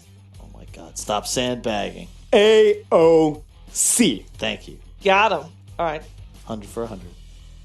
Heck now, yeah. Kyle, this one's for you. I know you've done your homework Please. already. I know the answer to the and. He has it written on the inside of his hand. I know he's cheating. You got it on the inside of your water The bottle, audio probably. is brought to you by Sennheiser Gaming. I didn't even answer the question. Engineering professional audio You equipment for took- gamers worldwide. I know exactly what I'm doing. I'm a pro. You took the test I from mean, I the know it's your teacher's first major, hands? but give it the program, dude. Jeez. All right. Because you didn't get the first one with the blank spots, Tsunami, this Yeah. one's yours as well. I'm going to do the same thing, okay? Okay. MDL Disneyland Paris Major is brought to you in part by blank. Okay. And then again, blank, because whatever you play, however you play, we're all gamers. What is blank? Brought to you in part by HyperX. HyperX! Because whatever you play, however you play it, We're we all are gamers. gamers. That's it. I think Tsunami wins this one. That's this. Yeah. Like every game show I ever go on in a Dota panel, it's rigged and I lose. It's fine. I'll keep making incorrect positions to make everybody look better. I won't. That's let your the job. community know. That is literally your Fine. job. I know. Yeah? Do you want to end on a high note? No. You were getting baited. Nah, I'm good. That's all right. She was It a just good looking day. there like a crystal maiden farming a wave, and you're thinking about it. Thinking about You know, I would have gone a lot of places, but I don't think I was going there. it. Should have. It was a good All day. right, gentlemen. Fun Dota, fun times. It with was fun a friends good and stuff. day. It was a good day. Well, we are going to move to the events arena from Disneyland. I'm looking forward to it. I know you are as well, but you're going to have to wait a day, and I hope that there's a battle pass once I walk out of this room, and I know you do too. So hopefully battle pass is here. We get a day to get some levels, and we'll see you on Thursday for more MDL Disneyland Paris Major. I mean, the way he learned liking was by watching cheesy places at bottom. It's done. Burrow strike. Crit is going to be able to jump away to the orb, but he's already He's slowed gone. down by the Splinter Blast, so he is dead. He's already a little bit low on net worth. He's going to go for the TP out. They don't have a disable, apparently. Oh, they do. Winter's Curse is up. Arrow actually not going to land on mind control. Evil Genius is going to try and come back in and see if they can bail out RTZ, but he's dead to the Broodmother. They have the Maledict. Looks like an okay A lot fight. of burst damage onto this Broodmother. There is going to be that Cold Embrace, but the magic damage is going to cut him down anyway. They do have the cast bouncing over onto Miracle. GH goes into the back line, finds the big hit onto both of Mirana as well as the Witch Doctor. Jump forward from Miracle, turning into Mirana, trying to get some damage onto Crit. Crit managed to dodge a little bit, but the waveform should be enough to finish him off now. Samael, Nuke's not going to be enough to kill the Witch Doctor. Now they get the coil out. Matumbaman does have his BKB, and he's going to pop it as GH hits a beautiful Burrow strike. He doesn't manage to get off the epicenter, though, but still, Crit is dead and diffusable, and that is going to be Evil Geniuses calling it here. A valiant effort by the North American team to stretch this game out, but to be honest, it just looked over from the draft. Oh, yeah, it was. The way the lanes were set up, we were trying to, give a little... Samael is going to come in with the tag team here. Matumbaman trying to stay in that tag team radius to get as much damage onto Samael as possible, and that is Nice. going to be your first blood. It was supposed to I'm going to make sure this Winter Wyvern dies first, and he does indeed die. There is going to be the silence onto the Naga Siren. No ball on the back To line. be able to get rid of that. They want to be able to get to RTZ, but he managed to get over to the high ground. Good play by him, but the Ice Shards is currently blocking in Crit. He gets an Aphotic Shield, pops the Echo Slam, just do as much damage before he dies with the silence onto the Naga. Maybe they can actually kill her, but the Winter's Curse! There is going to be another Winter's Curse, and a sick one at that, to save the Naga Siren. GH trying to go for that back line. RTZ is very low, but he can't quite get the kill. Fly with the defense back down all game ever since he got 6 6 slotted, and he won't stop now. That he sees game 3 is on the horizon. S4 blinking forward, grabbing the sniper. That's 4 by Evil Geniuses, showing that they can actually step to Team Liquid. Not just probably the... Oh my goodness. This is Liquid certainly surprised Evil Geniuses with this one. A 2-man stun. They just keep on going for the tower. The Bear's going to take the Bear and the Morphling doing some work. Mind Control makes his jump. There is going to be the Dream Call. The follow-up epicenter. All that magic damage is protected though because the Oracle. Now GH is going to lose his life. The Scythe of Ice in the back line as well. That means Miracle is going to get beat down bit by bit. They do have the imprisonment. Matama Man being gone on by S4. Misses that big Infernal Plate hit. They're still going to be able to get that kill though as he dies to the Necronomicon minion. Miracle was able to fight through all of this though, is able to get the kill on Fly with help, and they're going to be able to chase down one more. The OD, Evil Geniuses split their damage. Samael's desperately trying to get the kill on Pug, and he does get it, but Wagon and all the damage coming out from RTZ with the epicenter going into the back line. GH is immediately going to try and pop the Oracle, but it's not going to be good enough. And Miracle's gone already. No! What happened to Miracle? What happened to the team? Samael just blew them all up. There's going to be the Centaur stun from S. It's just borrowed time indeed, and Kuro will call it here. They know they can't stop Evil Geniuses. EG, come back. Bottom is still doing very well. You'd expect Ace to be farming good down here, but Miz doing excellent on 33 as a PPD. Will be up there. Paparazzi was level 5. And we'll see Vici Gaming try for a wraparound here alongside the pit, but the Song of the Siren comes out. It just holds them all down, says a big fat no to whatever Vici Gaming was going to try, and it's Chief with that wraparound. Or he does get the Requiem off on the high ground in the river. Fake getting trapped up. Sinister Gaze controls him as this Earth Spirit will fall. See if they can get more as Ori being split away from the Luna. The Doom is down onto Paparazzi. 33 does go down with the lifesteal, but the shackles are out there from Saxa. Another dead. There'll be a buyback coming through from Faye. DY trying to escape from Ace as Ace will get him. They literally doing no damage to Ace. Chain Frost is out from PPD. Melee Rex are down. Range Rex falling as well. The bounces continue. 2 dead. GG is called. Wow. And NI is a nice strat you had there. You know, I've gone and figured it out. What else you got up your sleeves? Because you're going to have to... The courier! The courier! Oh my God.